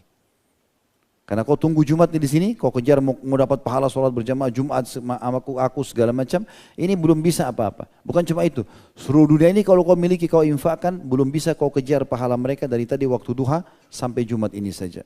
Maka Abdullah pun pada saat itu menangis lalu mengatakan, sungguh aku takut dengan api neraka dari perkataan ini. Maka dia pun berdoa kepada Allah SWT sambil mengatakan, ya Allah, karuniakanlah aku mati syahid. Beberapa orang Yahudi mendengar apa yang terjadi di Madinah itu. Ya. Ini kemudian mereka mengatakan kepada Nabi SAW, datang, wahai Muhammad, kami membaca dalam Taurat bahwasanya tidak ada Nabi yang menyebutkan nama seseorang saat akan berperang kecuali pasti akan mati. Walau jumlahnya mencapai ratusan atau ribuan orang. Maka kata Nabi SAW, itu karunia Allah berikan. Artinya orang-orang Yahudi tahu benar kalau Nabi SAW adalah Nabi. Karena mereka mendengar itu. Kalau Nabi SAW mengatakan, kalau Zaid mati maka Ja'far, Ja'far mati maka Abdullah. Ini menandakan di Taurat ada kalau Nabi ngomong gitu berarti dia akan mati. Maka kata Nabi SAW, itu kehendak Allah kalau Allah inginkan. Pasukan ini teman-teman sekalian bergerak dengan membawa mayoritasnya sahabat yang sudah masuk Islam, tapi ada juga yang baru masuk Islam. Di antaranya Khalid bin Walid radhiyallahu anhum ajma'in. Ini peperangan pertama. Al-Harith bin Abu Shumar Al-Ghassani mengetahui keluarnya Nabi SAW. Maksudnya keluarnya pasukan ini. Maka dia pun menggerakkan 100.000 pasukan dia, 100.000 orang. Untuk melawan 3.000 sahabat. Jadi 3.000 ini teman-teman kalau 10 kali lipat baru 30.000. Ini 100.000. Ya, berarti kurang lebih berapa kali lipat? 30 sekian kali lipat. Ya, jumlah pasukan musuh. Jadi masjid ini misalnya sebanyak ini Masya Allah orang yang hadir, ini dikali 30 sekian kali lipat. Jauh sekali bedanya. Di kancah peperangan pun walaupun kita banyak 3.000 kelihatannya jadi sedikit karena besarnya pasukan musuh. Plus lagi, kalau antum masih ingat, pernah saya jelaskan, ada satu kaisar Romawi waktu itu yang hidup namanya Heraklius. Dia yang hidup di masa Nabi SAW dan Nabi pernah kirim surat ke dia dan dia masuk Islam. Tapi rupanya dia kena takut kedudukannya maka dia murtad kembali. Ya. Tapi dia bilang sama utusan Nabi, sampaikan ke Nabi SAW, kalau saya tidak murtad, saya cuma pura-pura saja ini. Dia bilang gitu. Waktu utusan Nabi SAW sampai ke Madinah mengatakan, ya Rasulullah, Heraklius syahadat. Tapi dia takut kaumnya nanti memerangi, maka dia sembunyikan Islamnya. Kata Nabi SAW, dia telah dusta. Dia telah dusta. Tapi dia betul-betul menjadi musuh Allah. Berbeda dengan Najasyi. Najasyi kasusnya sama. Dia tidak mau iklankan Islamnya karena takut kaumnya ribut. Karena tidak ada yang jarang atau sedikit sekali yang menerima Islam di Ethiopia pada saat itu. Tapi Nabi SAW mensolati jenazahnya waktu dia mati di Ethiopia, disolati di Madinah. Karena dianggap tidak ada yang solati di sana, maka disolatilah solat ghaib pada saat itu. Tapi kasus Najasyi beda dengan Heraklius. Terbukti di kejadian ini. Waktu Harith bin Abi Shumar ini mengirim surat ke Heraklius, karena ini sekutunya, saya akan menghadapi muslimin dengan 100.000 pasukan. Kau bantu enggak? Sebagai sekutu. Di sinilah kelihatan kebohongannya Heraklius. Maka dia mengatakan, iya, aku akan bersama dengan kalian dan aku mengirim 100.000 pasukan lagi. Berarti Heraklius, berarti Harith memiliki berapa? 200.000 pasukan. 80% kurang lebih dari kekuatan umat Islam. Gitu kan. Jadi luar biasa pasukan besar. Dan ini bukan berperang di kota Madinah seperti kasus Uhud dekat Madinah. Kalah bisa lari ke benteng, ini enggak. Jauh, di Mu'tah ini jauh. Kemarin kami waktu umroh plus Aqsa sempat mampir di Jordania dan kami kunjungin tempat itu, tempat peperangan Mu'tah itu. Lumayan cukup jauh, dari kota Amman pun masih jauh. Saya nggak bisa bayangkan waktu itu berapa beratnya sahabat jalan sampai ke sana gitu. Ya. Yang jelas teman-teman sekalian, pada saat itu kita bisa bayangkan bagaimana 200 ribu menghadapi 3.000 orang. Ya. Tapi subhanallah kemenangan bukan karena senjata dan jumlah, tapi karena ketakwaan kepada Allah. Al-Harith ini sempat mengutus adiknya bernama Sadus ya, untuk memata-matai muslimin, tapi Zaid juga sempat mengutus mata-mata dan akhirnya menangkap Sadus dan semua yang bersamanya, dan akhirnya Sadus pun terbunuh pada saat itu ya, karena berusaha melawan maka terbunuh. Kejadian ini makin membuat suku Ghassan dan Romawi marah, maka Zaid pun akhirnya pada saat itu tetap menggerakkan pasukannya karena sudah tahu pasukan sudah keluar, dan seluruh pasukan umat Islam yang 3.000 ini tahu kalau mereka sudah berjumlah 200 ribu. Kalau teman-teman tanya bagaimana caranya Ustadz, orang zaman dulu tahu jumlah pasukan, apalagi dihitung sampai ratusan ribu kan, sehingga harus dihitung itu ya, satu persatu itu cukup susah. Maka zaman dulu teman-teman orang kalau bentuk pasukan mereka biasa buat kelompok-kelompok 3.000 atau 5.000, biasanya begitu. Jadi per 3.000 orang 1.000, 3.000, 5.000, 1.000 itu dibuat kelompok. Atau 3.000 lebih besar sedikit atau 5.000. Selalu begitu, standarnya orang zaman itu begitu. Jadi orang tinggal hitung kelompoknya. Oh ini misalnya kelompok yang agak besar 5.000 nih. Oh 5 berarti 25.000 jumlahnya. Seperti itulah. Pada saat kaum muslimin masuk ke perkampungan Mu'tah namanya, perkampungan pada saat itu, maka Zaid langsung mengumpulkan para sahabat dan bermusyawarah dengan mereka dari Muhajirin dan Ansar. Kira-kira menurut kalian bagaimana? Apa strategi yang harus kita lakukan? Kita jumlahnya 3.000 dan ini melawan 200.000. Subhanallah, setelah musyawarah teman-teman sekalian, ini jiwa para sahabat berbeda. Dan mereka pada saat itu berjalan kurang lebih 2 hari bermusyawarah, berdiskusi kira-kira seperti apa gitu. Maka poinnya mengerucut kepada 2. Kita mulai menyerang atau kita mengutus utusan kepada Nabi SAW dan menunggu jawaban beliau. Jadi nggak ada jawaban mengatakan, udah nggak usah deh, kayaknya 80 kali lipat ini luar biasa. Artinya satu pasukan muslim harus hadapi 80 orang. Itu nggak main-main itu. Kalau 1 lawan 3, 4 mungkin. Ini 1 banding 80. Ini bukan main-main gitu. Maka waktu itu Abdullah bin Rawaha berkhutbah dengan khutbah yang masyhur. Dia mengatakan, wahai muslimin, untuk apa kalian masuk Islam? Untuk apa kalian masuk Islam? Bukankah untuk masuk surga? Maka ini surga sekarang di hadapan kalian. Bukankah setiap orang dari kalian keluar dari Madinah karena berharap mati syahid?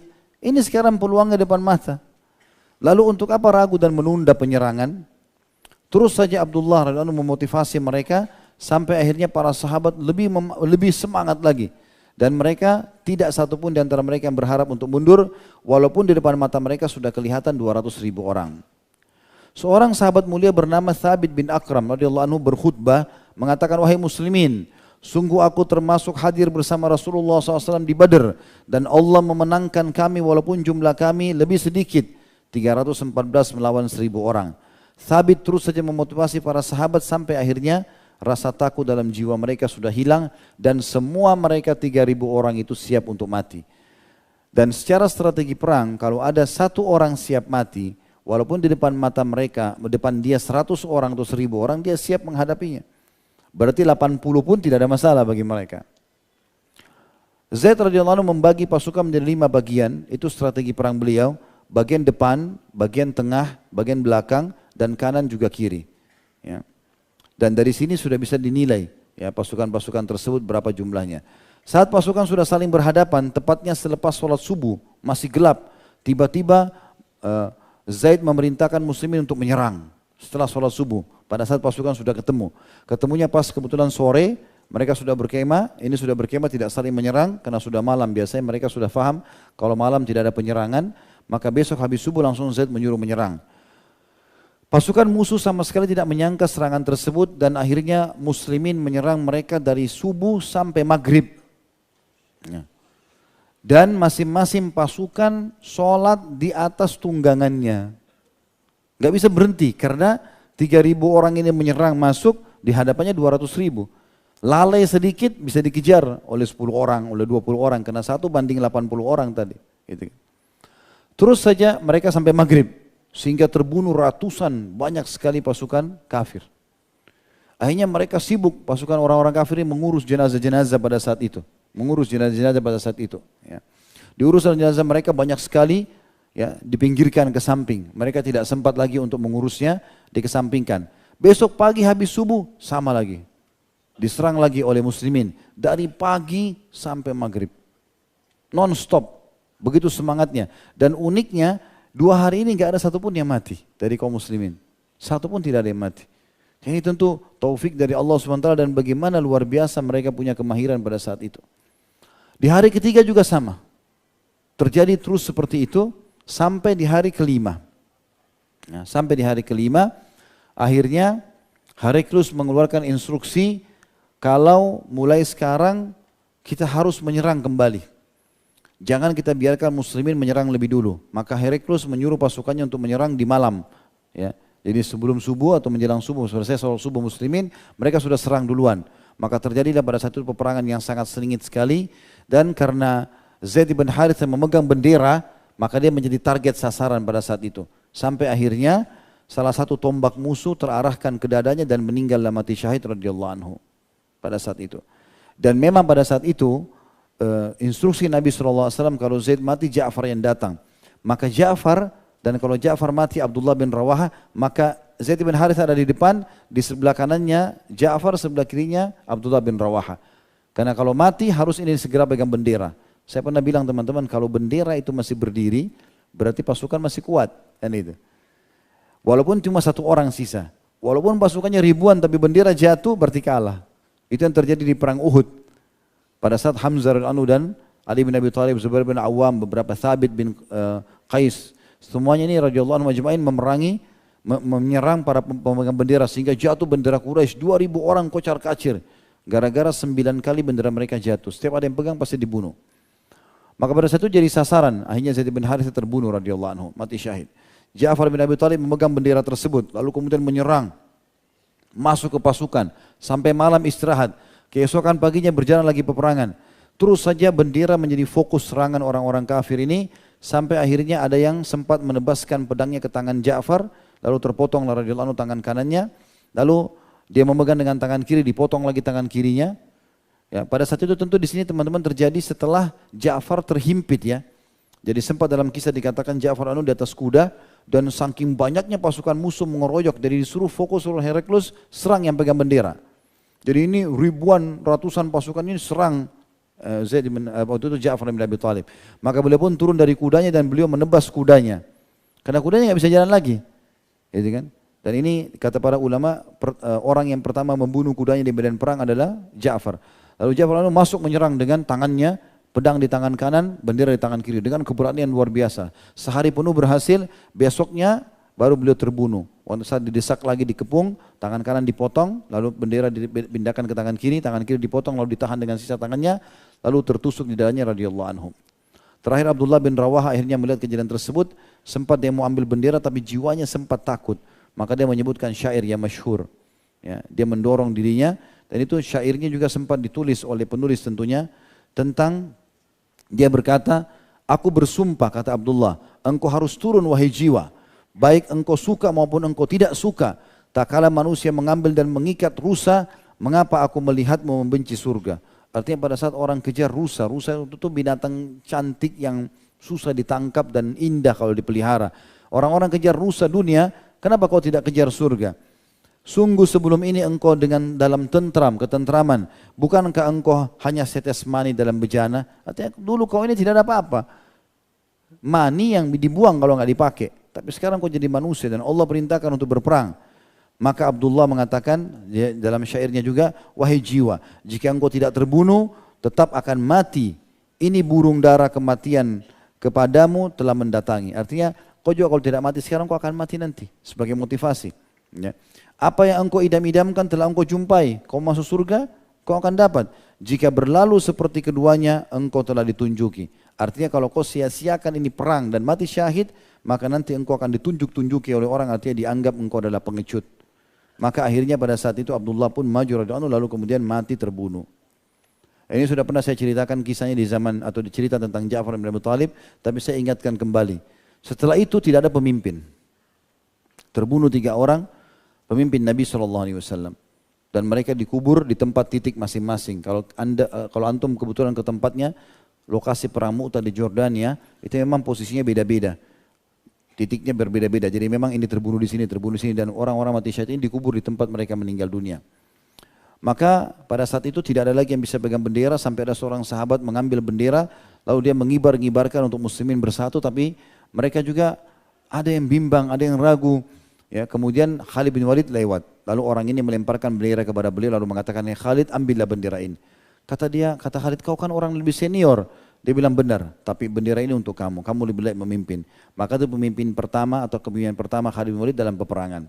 Nanti tentu akan kita kisahkan di kisah beliau radhiyallahu anhu bagaimana beliau mengatur strategi perang yang luar biasa. Beliau bertakbir, mengayunkan benderanya dengan kuat. Ya, Khalid bin Walid ini termasuk sama dengan ada sahabat lagi, kalau tidak salah Zubair bin Awam, ada 2 sahabat itu yang bisa berperang dengan 2 pedang. Jadi kiri kanan bisa memegang pedang. Jadi Khalid bin Walid itu kalau berperang itu 2 pedang dipegang sama dia. Kemudian kakinya yang menjepit di perut kuda. Ini butuh keterampilan khusus gitu ya. Apalagi dalam menyerang musuh, membelokkan ke kanan dan ke kiri, ini butuh keterampilan khusus. Kudanya pun harus dilatih. Tapi itu yang terjadi. Dan Khalid bin Walid mengatakan, di perang Mu'tah, aku mematahkan 9 pedang. Jadi pedang itu dipakai lawan musuh sampai patah, pakai pedang baru 9 pedang. Dan akhirnya setelah matinya Abdullah bin Rawahah sampai malam hari memimpin peperangan, malam harinya tidak boleh ada prajurit yang tidur. Lalu mulailah diatur strategi perangnya. Dibagi dah 50 orang. 50 orang mundur ke belakang ke arah Madinah. 50 lagi, 50 lagi, 50 lagi terus begitu. Jadi 3.000 orang itu kurang lebih masih ada 2.000-an sekian jumlahnya, masih banyak. 2.800-an sekian jumlahnya. Maka dibagi Khalid bin Walid, dibagi 300 orang dikeluarkan dari pasukan, dibentuk 50 orang, berarti ada 6 titik, gitu kan. Pulang ke arah Madinah, lalu mereka disuruh cabut pelapa-pelapa kurma yang kering. Lalu nanti kata Khalid bin Walid, besok pagi kami akan menyerang. Lalu kami sudah menyerang, kami sudah takbir atau akan takbir. Takbir pertama semua harus ikut takbir, takbir kedua semua harus takbir, takbir ketiga baru menyerang. Maka takbir pertama kalau kalian dengar, karena dari kejauhan sempat terdengar suara itu. Tapi dari jauh. Maka brigade yang pertama yang 50 harus jalan, lalu pelapa kurma ditarik di padang pasir sehingga debunya naik. Gitu kan. Maka orang-orang Ghassan ini, suku Ghassan sama Romawi melihat dari jauh. Oh, pasukan dari Madinah bantuan datang. Gitu.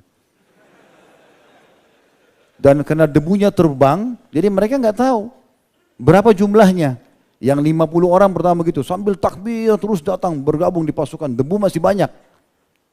Mereka mengatakan, bantuan dari Madinah datang. Ini 6 hari, 7 hari peperangan, 3.000 orang tidak bisa mati-mati. Gitu. Bagaimana dengan yang baru datang nih? Gitu. Rupanya tidak cukup di situ. Khalid bin Walid suruh datang lagi, 50 lagi datang, debu juga. Terus begitu sampai 6 ini. Gara-gara itu akhirnya pasukan musuh ketakutan. Ya. Gara-gara itu akhirnya mereka rekrut mengatakan ini bantuan besar. Kalau begitu jangan kita maju, biarin aja. Khalid bin Walid melihat mereka tidak maju, mereka takut, bahkan mereka menarik pasukannya mundur, maka Khalid bin Walid mundur. Dan pada saat itu memang selain strategi membagi 50 orang tadi yang dari jauh datang itu, beliau suruh semua pasukan ganti baju. Bawa baju cadangan, ada baju cadangan mereka bawa, ganti semua. Jadi baju yang kemarin ada bercak darah segala macam, ganti, baju baru semuanya. Yang di depan dikasih ke belakang, yang di samping kanan kasih ke kiri, diacak pasukan ini. Sehingga pasukan musuh lihat, ya mirip mungkin kalau pertandingan bola, yang biasa penyerang sekarang ditaruh di belakang. Ini diacak-acak, jadi orang kalau dari jauh lihat bingung gitu. Ini berarti pasukan baru semua nih gitu kan. Jadi gara-gara itu mereka akhirnya takut dan Khalid bin Walid mundur. Waktu saat mundur, Heraklius mengatakan jangan serang, mungkin ini strategi perang mereka, takut kita kepancing ke sana. Udah akhirnya berhentilah peperangan pada saat itu. Dan tentu pada saat pulang ke Madinah ada beberapa kejadian nanti akan kita ceritakan di kisah sahabat Nabi Khalid bin Walid dan Abdullah bin Rawahah radhiyallahu anhu ajma'in. Yang jelas pada saat itu meninggal mati syahid tokoh kita ini, dan ini puncak kemuliaan yang didapatkan oleh beliau selain persahabatan, selain tadi segala macam ayat turun untuk dia, mendampingi Nabi SAW dalam peperangan-peperangan dan seterusnya, puncak mati syahid. Kita akan baca sekarang teman-teman sekalian sebagai penutupan bahasan kita ini, poin-poin yang seperti biasa, manaqibnya, keutamaan sahabat ini, radhiyallahu anhu, dan juga ad-durus wal ibar, pelajaran-pelajaran yang bisa kita ambil. Yang pertama sekali teman-teman sekalian, yang bisa diambil pelajaran dari Zaid bin Harithah, dia adalah orang yang pertama masuk Islam dari kalangan budak. Ini keutamaan tersendiri, sebagaimana sudah saya jelaskan tadi. Dan itu hampir semua buku-buku sejarah menyebutkan masalah itu, diantaranya Ibnu Hisham dan yang lainnya menyebutkan kalau yang pertama masuk Islam dari kalangan budak adalah Zaid bin Harithah. Yang kedua, keutamanya adalah dia termasuk salah satu sahabat yang ikut tersiksa dalam dakwah di Mekah selain Abu Bakar. Abu Bakar juga pernah begitu ya, radhiyallahu anhu. Pada saat Nabi SAW lagi dikebukin oleh orang-orang Quraisy, Abu Bakar sempat datang lalu mendorongin mereka, dan Abu Bakar juga sempat diserang sambil mengatakan, bubarlah kalian, bukankah apakah kalian membunuh orang yang mengatakan Tuhanku Allah, gitu kan? Maka Zaid bin Harithah juga termasuk begini waktu di kota Taif. Dan selain di Mekah dipukulin, digebukin, di kota Taif juga sempat berdarah-darah bersama Nabi SAW. Ini perjuangan yang luar biasa. Ini manaqib tersendiri. Bagaimana beliau berjuang bersama Nabi SAW di awal dakwah sampai mengalami gangguan dan siksaan tadi. Kemudian juga termasuk keutamanya adalah menikahnya dengan salah satu, ini yang ketiga, menikahnya dengan salah satu ya, sepupu Nabi SAW yang mukminah. Zainab binti Jahash radhiyallahu anha terkenal sekali kesolehannya. Tentu ada bab sendiri bahasan tentang Zainab ya. Jadi kalau kita nanti insya Allah satu waktu membahas tentang sahabiat Nabi, akan tersebutkan nama-nama mulia ini. Jadi orang-orang ini orang-orang yang sangat solehah, sangat baik ya. Orang-orang yang sangat luar biasa dari sisi ibadah. Dan itu terbukti ya, bagaimana Allah SWT menjadikan Zainab salah satu dari ummul mu'minin ya. Orang yang dimuliakan gitu. Dan ini keutamaannya, Zaid pernah menikahinya. Ya. Kalau sudah dinikahi oleh Nabi SAW, tidak boleh lagi ada orang yang menikahinya. Seperti waktu Nabi SAW meninggal, semua istri Nabi nggak boleh nikahi, yang tersisa. Masih ada beberapa istri Nabi hidup. Di antaranya Aisyah radhiyallahu anha, tidak boleh sama sekali. Walaupun Aisyah masih muda waktu Nabi SAW meninggal, maka semua sahabat memanggilnya dengan Ummul Mukminin, ibunya orang-orang beriman. Dipanggil ibunda ya, karena memang itu seperti ibu kita hukumnya. Tapi ini perempuan ini sebelum dinikahi oleh Nabi SAW sempat menikah dengan Zaid, dan ini keutamaan tersendiri ya. Kemudian juga yang keempat teman-teman sekalian, keutamaannya adalah turunnya ayat Al-Quran kepada beliau. Baik itu, dan isi ayat Al-Quran tadi yang sudah kita bacakan, ada penjelasan dari Allah Subhanahu wa taala kalau Allah memberikan nikmat kepada dia secara langsung ya. Dan itu sebuah karunia yang besar. Itu dalam surah Al-Ahzab ayat 37 tadi. Ya Allah mengatakan, A'udzubillahi minasyaitonirrajim, wa idz taqulu lilladzi an'amallahu alaihi wa an'amta alaihi amsik 'alaika zaujak. Firman Allah, an'amallahu alaihi. Hi-nya ini kembali kepada Zaid bin Harithah. Ingatlah kepada ketika kamu berkata kepada orang yang Allah telah melimpahkan nikmat kepadanya, kepada Zaid bin Harithah, dan kamu juga telah memberikan nikmat kepadanya. Ini juga disebutkan dalam Al-Quran, dan ini sebuah kedudukan tersendiri. Ini mangkap tersendiri atau manakib sendiri. Kemudian juga ya, termasuk yang kelima yang bisa diambil dari mangkapnya atau manakibnya dia radhiyallahu anhu, adalah dia telah dipersaudarakan oleh Nabi SAW dengan Hamzah bin Abdul Muttalib. Hamzah bin Abdul Muttalib adalah orang yang mulia sekali. Ya, sampai para sahabat yang masih hidup pun mengatakan, sungguh kami telah didahului oleh Hamzah dan Mus'ab di perang Uhud, yang menandakan Allah sangat mencintai mereka karena telah menutup hidup mereka di awal-awal Islam dengan mati syahid. Ya. Andai saja mereka hidup, maka mereka akan terus berjuang untuk agama ini. Kemudian juga setelah itu dia dipersaudarakan dengan Usaid bin Khudair. Nanti juga akan kita bahas sendiri kisahnya orang ini ya. Bagaimana dia pada saat membaca Al-Quran, para malaikat datang dan mendengarkan bacaannya. Dia baca Quran, lalu di malam hari dia lihat ada cahaya-cahaya putih dari langit. Ya, di langit itu menembus langit. Waktu dia lihat ke langit, lalu dia melapor kepada Nabi SAW, kata Nabi SAW, hai Usaid, demi zat dan jiwaku dalam genggamannya maksud demi Allah, andai saja kau lanjutkan bacaan Qur'anmu sampai pagi, maka penduduk Madinah akan melihat para malaikat yang mendengarkan bacaan Qur'anmu. Ini juga adalah saudaranya dalam Islam, ya, Zaid bin Harithah. Dan kita tahu teman-teman hadis-hadis tentang ukhuwah, ya. Kata Nabi SAW, Allah berfirman di hadis Qudsi, hadis Bukhari. Allah bertanya, mana orang yang saling mencintai karena aku? Hari ini aku naungi mereka di bawah naungan, tidak ada naungan kecuali naunganku. Dalam hadis yang sahih yang lain kata Nabi SAW, nanti akan ada mimbar-mimbar yang penuh dengan cahaya. Yang akan ada, yang akan digiptahin. Artinya para nabi-nabi pun kagum dan para syuhada kagum dengan mimbar-mimbar itu. Ya, itu adalah mimbar-mimbar yang akan diletakkan di atasnya orang-orang yang saling mencintai karena Allah. Jadi Hamzah dan Zaid sama-sama saling mencintai karena Allah sampai Hamzah mewasiatkan untuk mengurus jenazahnya. Pada saat diurus jenazah adalah ditangani oleh Zaid bin Harithah dan juga ya ditutup hidupnya dengan mati syahid. Jadi mendapatkan dua keutamaan, ukhuwahnya sendiri dengan mati syahidnya. Yang keenam teman-teman sekalian, Nabi SAW pernah memilih dia untuk memimpin Madinah dan ini juga keutamaan tersendiri. Ya, sehingga dia seperti menjadi raja walaupun sementara. Dan ini tidak mungkin kecuali orang yang bijak. Yang ketujuh, keutamaannya adalah mendapatkan julukan sebagai kekasih Nabi SAW dan Nabi sendiri menyebutkan sehingga menjadi bagian daripada syariat. Karena kan hadis Nabi SAW tadi mengatakan, hai Zaid, engkau adalah maulaku, engkau bagian dariku dan aku selalu lekat atau dekat denganku dan engkau adalah orang yang paling aku cintai. Berarti ini menjadi sebuah hukum, maksudnya sebuah penyampaian wahyu karena sampai kepada kita sampai hari ini pun. Dan akan terus dibacakan hadis ini sampai menjelang hari kiamat dan ini satu hal yang luar biasa gitu. Juga yang tidak kalah yang kedelapan teman-teman sekalian adalah bagaimana dia memilih Nabi SAW daripada ayah dan juga pamannya. Ini juga keutamaan tersendiri karena tidak mudah orang memilih ya orang lain daripada keluarganya sendiri. Yang kesembilan adalah tanda keimanannya. Bagaimana dia pada saat bercerai dengan Zainab, maka dia datang melamarkan Zainab untuk Nabi SAW. Walaupun dalam hatinya tadi sempat dikatakan dalam sejarah tadi, sempat bergemuruh dalam hatinya. Namun dia palingkan dan menghadap ke belakang untuk membelakangi Zainab, lalu melamarkan untuk Nabi SAW. Ini menandakan keimanan yang sangat luar biasa. Ya.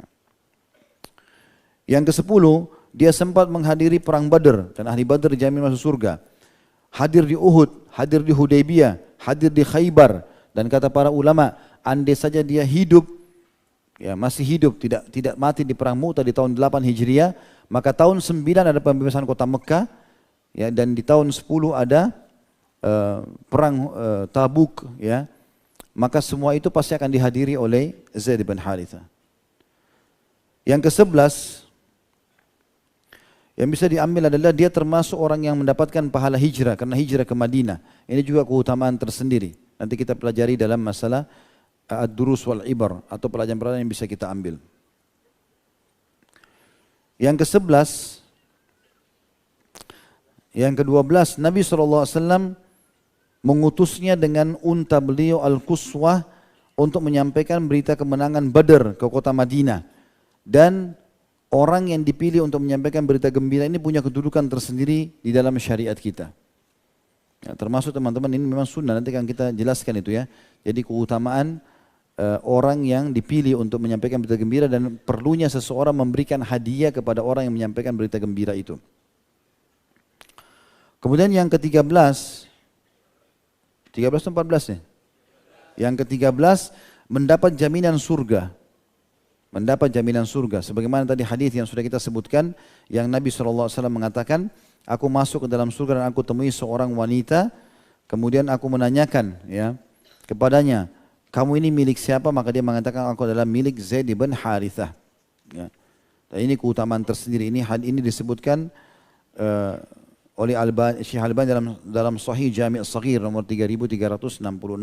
Ini hadis sahih. Jadi ada jaminan masuk surga kepada beliau dan juga termasuk karena dia mati syahid juga dapat jaminan surga. Yang selanjutnya adalah yang ke-14 ya. Ya, mati syahidnya beliau di jalan Allah Subhanahu wa taala. mati syahidnya di jalan Allah Subhanahu wa taala. Dan ini juga sebuah keutamaan tersendiri karena tidak semua orang pergi medan perang lalu mati syahid. Kemudian yang ke-15 adalah dipilihnya oleh Nabi SAW menjadi panglima-panglima perang. Jadi banyak sekali brigade-brigade yang dibentuk oleh Nabi SAW, pasukan-pasukan kecil selalu kalau tunjuk pemimpin pasti Zaid. Kalau ada di situ pasti Zaid. Ya. Yang selanjutnya yang ke-16, ya, manakibnya itu adalah perkataan diambil dari perkataan Aisyah radhiyallahu anha bahwasanya Nabi SAW tidak pernah mengutus pasukan kecuali dan ada Zaid kecuali Zaid jadi pemimpin, dan andai saja Zaid masih hidup pada saat Nabi SAW meninggal maka pasti dia akan jadikan sebagai khalifah. Ini pernyataan Aisyah bukan hanya sekedar ucapan, tapi memang bisa terjadi kalau seandainya Zaid tidak meninggal di perang Mu'tah, maka mungkin dia menjadi khalifah kaum muslimin. Karena ini kesaksian Ummul Mukminin Aisyah radhiyallahu anha. Baik, selanjutnya kita masuk kepada durus wal ibar, teman-teman. Yang pertama, kita harus mengetahui poin penting bahwasanya orang yang sudah mengetahui kebenaran itu pelajaran. Orang yang sudah mengetahui kebenaran lalu dia mempertahankan kebenaran itu, Allah pun akan memberikan taufik padanya. Sebagaimana Allah jelaskan dalam Al-Quran, A'udzu billahi minasyaitonir rajim, walladzina jahadu fina lanahdiyannahum subulana.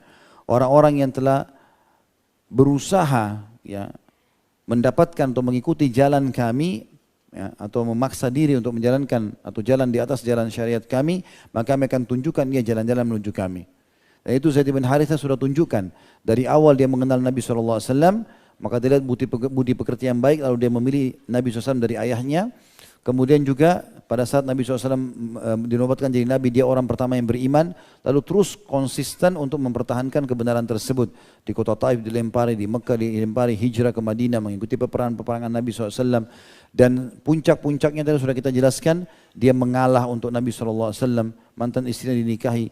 Dan ini luar biasa, ini pengorbanan yang luar biasa untuk agama ini. Itu pelajaran pertama, dan ketahuilah teman-teman firman Allah SWT yang sudah masyhur, innallaha la yughayyiru ma biqaumin hatta yughayyiru ma bi anfusihim. Allah tidak akan mengubah nasib satu kaum sampai mereka mengubah nasib mereka sendiri. Artinya bagaimana seseorang itu memang mencari kebenaran lalu kemudian dia berpegang teguh kepadanya. Itu pelajaran pertama. Pelajaran yang kedua, orang mukmin hidupnya selalu berisi sesuatu yang bermanfaat dan selalu saja berusaha menjauhkan diri dari hal-hal yang sia-sia. Dengan itu dia akan merasakan kenikmatan iman dan akhirnya melepaskan apapun yang berhubungan dengan dunia. Itu terjadi pada Zaid bin Harithah. Kembali lagi kepada kasus tadi Al-Ahzab 37. Bagaimana dia menceraikan istrinya, lalu Nabi SAW suruh dia melamarkan untuk Nabi, lalu turun ayat yang memastikan Nabi SAW akan menikahi Zainab mantan istrinya, dan dia menerima itu. Sementara dia tiap hari bersama Nabi SAW. Kemudian yang ketiga, tentang adanya hukum maula dalam Islam. Dan ini kedudukannya sama dengan orang bebas. Ini sudah pernah kita jelaskan di beberapa penjelasan sebelumnya, seperti waktu kita membahas tentang Suhaib Ar-Rumi, kita pernah membahas Bilal bin Abi Rabah, ya, mantan-mantan budak yang dibebaskan itu. Maka ini sama, tapi saya jelaskan kembali kalau dalam Islam terjadi perbudakan itu karena kasus misalnya peperangan, lalu ditawan, kayak kasus Zaid bin Harithah tadi, diperjualbelikan di pasar, akhirnya dibeli. Ya, kalau tadi peperangan sering terjadi seperti itu. Dalam Islam kita dianjurkan untuk bebasin budak. Allah mengatakan fakku raqabah, fatahriru raqabah, bebasin budak, selalu begitu. Dan budak-budak ini bisa dipakai untuk menyempurnakan pembersihan dosa kita, seperti membayar kafar atau denda berhubungan biologis di siang hari Ramadan. Ya, karena itu harus membebasin budak, kalau tidak bisa maka puasa 2 bulan berturut-turut, kalau tidak bisa maka ya memberi makan 10 orang miskin. Begitu juga dengan sumpah yang salah. Wallahi misalnya tapi salah. Ya, kemudian dia harus membayar dendanya selain bertobat pada Allah, diantaranya bebasin budak, lalu kemudian berpuasa 3 hari berturut-turut, atau dia memberi makan 10 orang miskin. Dan hukum maula adalah hukum seseorang mengatakan pada budaknya, kamu bebas karena Allah. Budak ini untuk bebas ada beberapa cara. Yang pertama, tuannya bilang, majikannya, kau bebas karena Allah. Dia mau cari pahala. Seperti kita jelaskan juga tentang kisah Talha bin Ubaidillah. radhiyallahu anhu, salah satu dari 10 yang dijamin masuk surga. Talha setiap hari memberi antara 36 sampai 37 budak yang dia mengatakan kamu bebas karena Allah, kamu bebas karena Allah. Ini pahala sendiri, bebasin budak itu. Maka ini cara yang pertama. Dan kalau orang mengatakan kau bebas karena Allah, maka ada hukum maula. Berarti saya misalnya bebasin si fulan, maka dikatakan fulan maulanya Khalid. Maula ini punya hukum sendiri, kapan dia meninggal, maka saya bisa mendapatkan warisannya. Dan ini juga termasuk sunnah Nabi SAW membebaskan orang. Atau cara lain mukatib, ya, atau mukatab ini, bagaimana seorang budak mencicil dirinya pada tuannya. Dia mengatakan saya mau bebas, kira-kira saya bayar berapa? Kata tuannya 10 juta. Baik, saya bayar tiap bulan 1 juta ya, 10 bulan saya bebas. Ini boleh juga. Ya. Atau dia terbebaskan dengan akad dan kesepakatan antara dia sama tuannya. Kalau tuannya meninggal, dia bilang kalau saya meninggal kau bebas. Kalau saya sembuh kamu bebas, dan seterusnya. Ini termasuk bisa. Kemudian yang keempat teman-teman sekalian, bolehnya mengambil anak angkat dari anak-anak kaum muslimin. Karena Nabi SAW mengambil anak angkat ini, terutama kalau anak yatim. Sebagaimana Nabi SAW bersabda, sebaik-baik rumah yang ada anak yatimnya. Yang kita mendidik anak orang gitu. Kemudian juga Nabi SAW memberi petunjuk dengan 2 jari. Beliau mengatakan, ana wa kafilu yatim kahataini fil jannah. Saya dan sponsor anak yatim yang sengaja menghidupkan, membina, mengajak tinggal di rumah, ya, atau menyiapkan tempat fasilitas buat mereka, itu seperti ini di surga. Jadi sangat dekat. Puncaknya itu anak yatim, tapi boleh anak-anak yang lain. Terutama bagi teman-teman yang Allah uji dengan tidak dikaruniai anak. Maka tentu dia boleh saja mengambil anak angkat. Tetapi yang perlu digarisbawahi, tidak ada penisbatan nama. Enggak ada penisbatan nama. Ya, jadi tidak boleh diubah. Dan ini sudah pernah saya jelaskan teman-teman sekalian. Karena sebagian orang, karena dia tidak punya anak, lalu dia sengaja nisbatkan nama. Misalnya namanya orang itu Ahmad bin Muhammad. Lalu karena dia tidak punya anak, supaya dia dikenal di masyarakat punya anak, dia ganti. Nama dia Yusuf misalnya, dia mengatakan Ahmad bin Yusuf. Ini enggak boleh. Menghapus nasab namanya. Itu enggak boleh. Makanya ayat Al-Quran tadi turun menegur, atau bukan menegur ya, menyuruh Nabi SAW mengganti nama Zaid bin Muhammad menjadi Zaid bin Haritha. Dan ini dibolehkan dan ini insya Allah pahalanya akan tetap berjalan. Tapi ada hukumnya teman-teman, tetap bukan mahram. Kecuali kalau sempat disusuin oleh istri kita. Ya, jadi ini perlu digarisbawahi. Jadi bukan berarti kena tinggal sama-sama maka dianggap sudah seperti biasa. Ini pernah terjadi waktu kita jelaskan Salim Maula Abi Hudzaifah. Masih ingat gak? Allahu a'lam. Mukanya melongo, Allah, ini paham atau enggak? Baiklah. Yang jelas Salim Maula Abi Hudzaifah itu dulu adalah orang yang dari kecil disusui oleh istrinya Abi Hudzaifah, tinggal sama istrinya Abi Hudzaifah. Tapi istri Abu Hudzaifah ini memang masih muda dan subur, memiliki anak-anak gitu. Waktu Salim sudah mulai besar, ini kan, maka istrinya Abu Hudzaifah sudah mulai punya perasaan agak ganjil. Karena bukan anaknya. Di rumah dia biasa pakai baju rumah biasa, tidak pakai hijab. Karena ini dulu kecil belum balik, dianggap bisa, sekarang sudah balik nih. Maka datanglah istri Abu Hudzaifah mengeluh kepada Nabi SAW, ya Rasulullah, Salim begini keadaannya nih, gimana nih? Apa tetap seperti anak saya? Atau saya harus pakai hijab? Kebetulan karena waktu itu dia masih menyusui, artinya ada bayinya, Ummu Hudzaifah ini masih menyusui, maka Nabi SAW mengatakan, berikanlah air susumu kepada Salim. Ya. Biarkan dia minum walaupun dia sudah balik, diberikan di wadah, minumkan dia sampai dia kenyang, maka dia menjadi anak susuanmu. Sebagian ulama mengatakan ini dikhususkan untuk Salim. Ya, untuk Salim. Salim yang sana, Salim Maula Abi Hudzaifah, bukan Salim yang hadir di Blok M. Sehingga dia menjadi anak susunya ini. Ada sebagian ulama mengatakan kalau seandainya terjadi kasus mirip seperti Salim ini, betul-betul memang dia dari kecil dipelihara oleh seorang ibu, lalu ibu itu juga memang masih menyusui, maka dibolehkan dia untuk memberikan susu itu di wadah kepada anak angkatnya ini kalau dari kecil memang dan tidak bisa lagi dipisahkan. Sudah seperti anaknya sendiri, seperti kasus ini, maka itu masih ada yang membolehkan. Selain daripada itu nggak boleh, ini nggak boleh dijadikan mainan ya. Itu ibu tetangga lagi nyusui, minta susunya supaya jadi anak susuan. Baik, selanjutnya yang kelima, ya, keutamaan menikah dan juga bolehnya menikah dengan mantan pasangan anak angkat. Nah, ini tersendiri karena di sini dibahas tentang masalah pernikahan dan ayat turun tadi tentang masalah pernikahan dan cerai, gitu kan? Sampai Zaid cerai dengan istrinya, Allah mengatakan zawwajnakaha, kami nikahkan kamu, hai Muhammad. Jadi ada bahasan masalah pernikahan dalam poin itu. Dan di sini juga ulama panjang lebar membedakan atau membahas tentang masalah perbedaan antara kalimat zawaj dan nikah. Bolehkah orang pada saat akad nikah mengatakan ya zawwajtuka, atau bisa enggak disebutkan dengan kalimat yang lain ankahtuka. Tapi kesimpulan dari perselisihan panjang ulama adalah boleh dua-duanya digunakan kalimat tersebut, ya. Dan masuk dalam masalah ini yang perlu dibahas di sini adalah bagaimana pernikahan Nabi SAW beda dengan pernikahan umumnya kaum muslimin. Karena bisa saja Allah menikahkan dari langit langsung. Jadi makanya tadi dalam riwayat dikatakan setelah turun ayat ini Nabi SAW langsung masuk ke rumah Zainab sebagai suami. Enggak lagi melalui akad nikah. Ya. Sebagaimana tadi sudah kita bacakan riwayatnya masalah itu. Kemudian juga tadi boleh menikahi mantan pasangan anak ya, angkat. Ya, kalau itu cuma anak angkat sudah menikah, tetap boleh menikah dengan orang tua angkatnya. Dan ini tidak berlaku pada anak mantu. Dan pernah saya jelaskan, mertua sama anak mantu itu menjadi mahram abadi. Walaupun cerai sama anak kita. Jadi anak mantu kita itu walaupun cerai sama anak kita tetap mahram abadi. Juga mertua kita walaupun kita cerai dengan pasangan adalah mahram kita. Ya, walaupun sudah bercerai. Ini hukum tersendiri tentunya. Dan motivasi masalah nikah banyak sekali tentunya. Dan saya sudah berapa kali sampaikan, cuma yang bujang-bujang tidak mau melangkah. Jadi saya melihat tidak usah diulangi gitu ya. Baik, yang ke-7. Yang ke-6 ya. Baik, yang ke-6 adalah keutamaan menjadi pemimpin di sebuah wilayah bagi orang yang memang ahlinya di bidang itu. Ya. Tentu saya pernah jelaskan teman-teman sekalian, ini diambil daripada Nabi SAW menunjuk Zaid bin Harithah pernah menjadi pemimpin di Madinah selama beberapa waktu. Ya.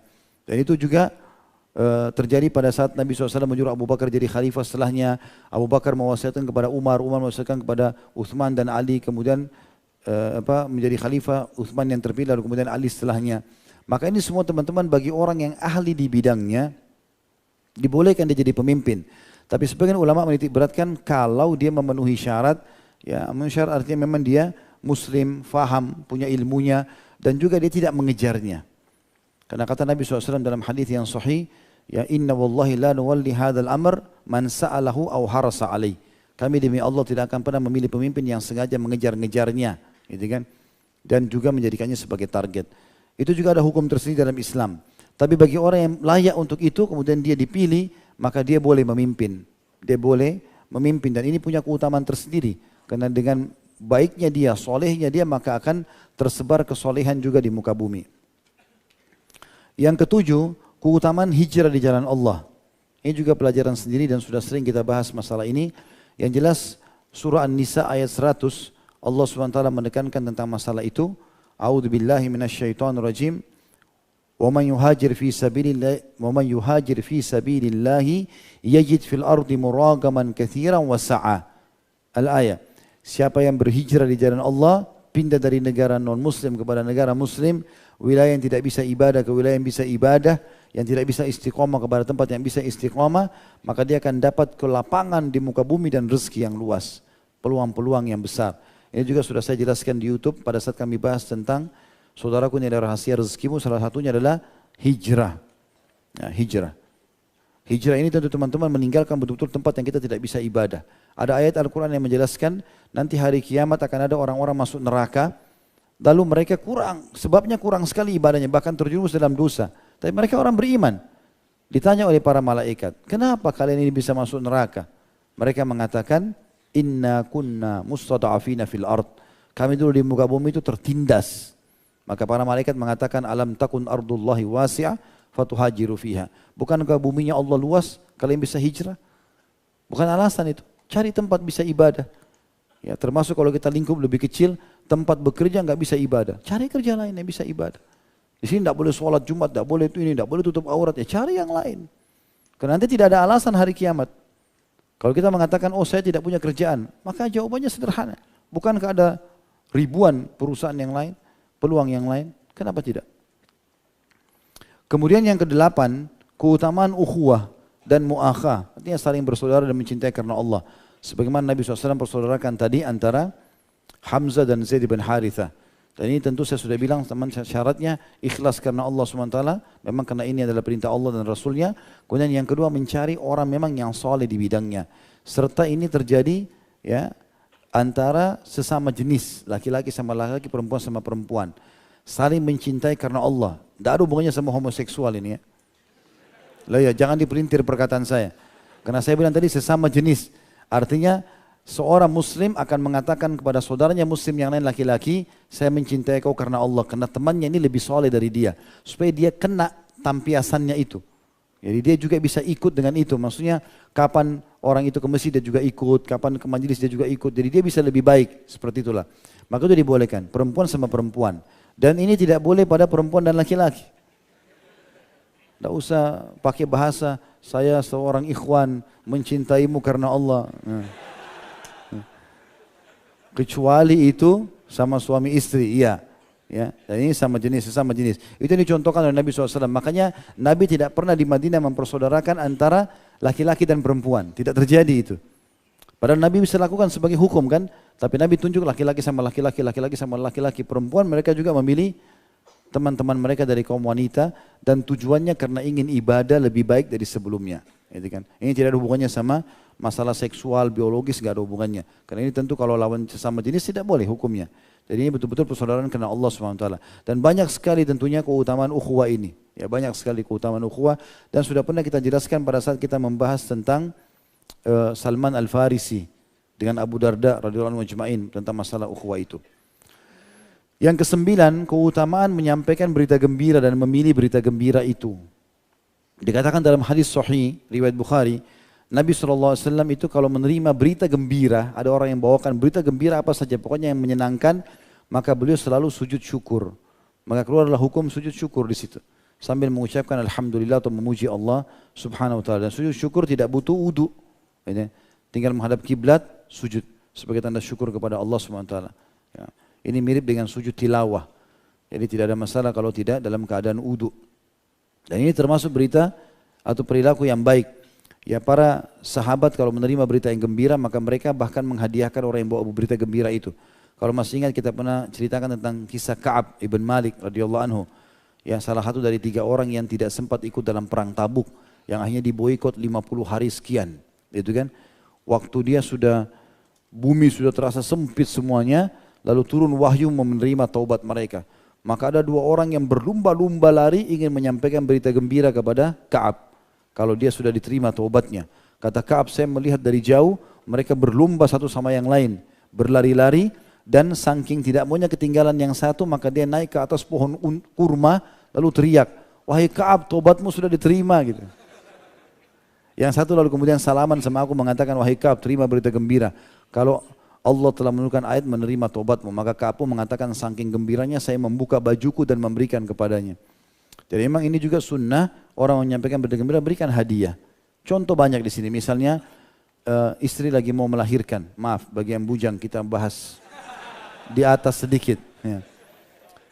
Kalau istrinya mau melahirkan atau pas melahirkan lalu ada orang datang menyampaikan, oh sudah lahir anaknya Pak, laki-laki, perempuan. Itu kan berita gembira juga. Orang sujud syukur. Sunnahnya bagian daripada agama kita berikan sesuatu hadiah. Mungkin ada makanan yang kita pegang, mungkin dikasih sedikit uang. Itu berita gembira. Seperti itulah. Atau orang menyampaikan berita gembira tentang lulusnya kita diterima di sebuah kampus, diterimanya di sebuah kantor bekerja. Ini semua bagian daripada tabsyir namanya. Menyampaikan berita gembira kepada orang agar mereka bergembira. Dan ingat, memasukkan rasa gembira dalam hati seorang muslim itu ibadah tersendiri.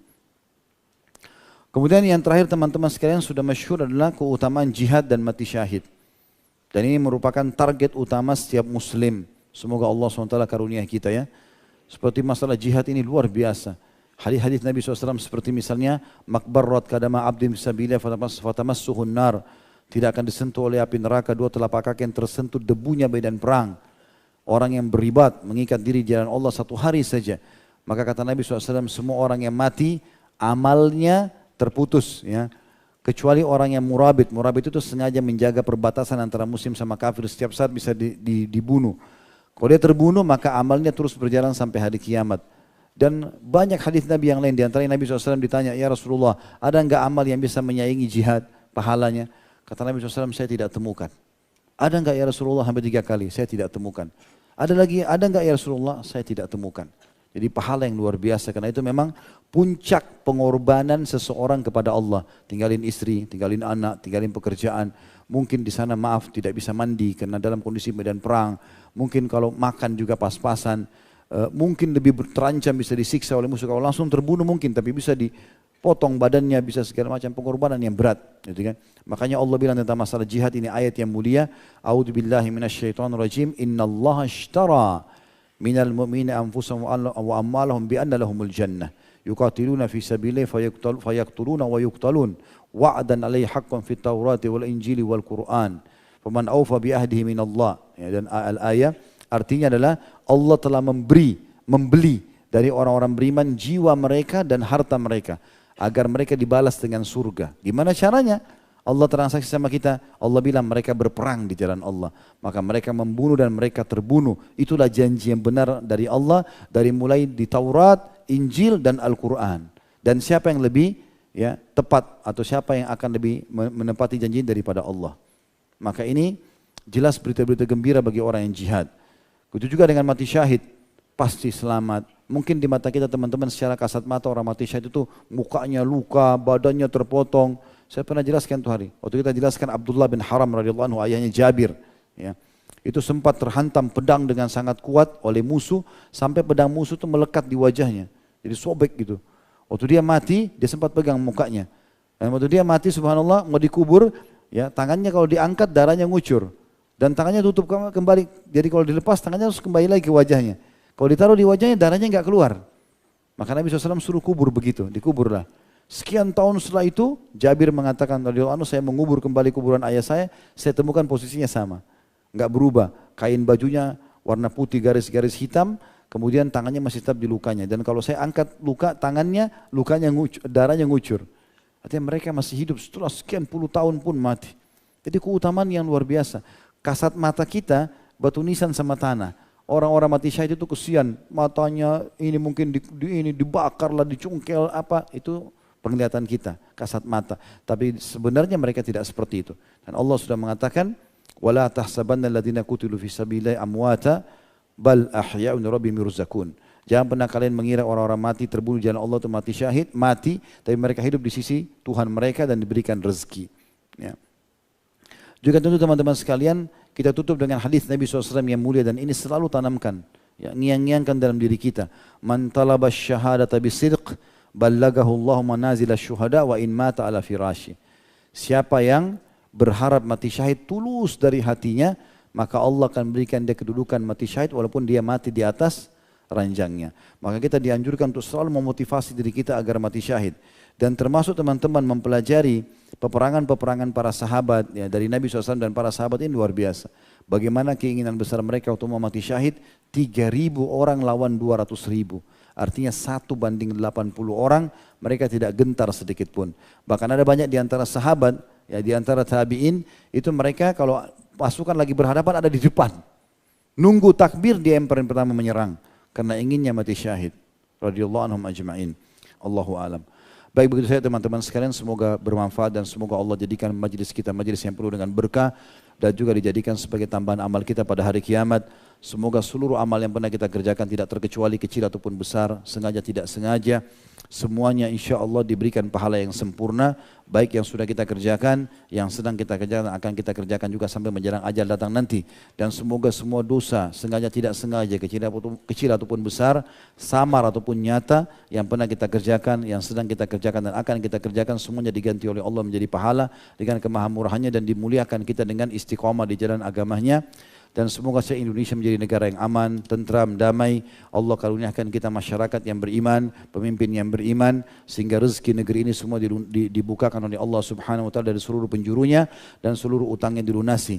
Dan kita juga mendoakan saudara kita di Palestina, di Syria, di Yaman, di Irak, di Myanmar, di Ahsa, dimanapun mereka berada yang sedang tertindas, semoga Allah ikhlaskan niat mereka, terima para syuhada mereka, muliakan Islam di tangan mereka dan tangan kita semua, dan semoga Allah ikut sertakan kita bersama mereka di pahala. baik dengan doa, dengan harta juga dengan jiwa kita. Dan semoga Allah dengan kemahamurahannya menyatukan kita semua di surga firdausnya tanpa hisab, mana yang satukan di majelis ilmu yang mulia ini. Kalau ada benar pasti dari Allah, kalau ada salah dari saya mohon dimaafkan. Subhanakallahumma bihamdika, asyhadu an la ilaha illa anta astaghfiruka wa atubu ilaik. Wassalamualaikum warahmatullahi wabarakatuh. Jangan lupa subscribe, tekan tombol lonceng, terus ditunggu juga nih like dan komennya.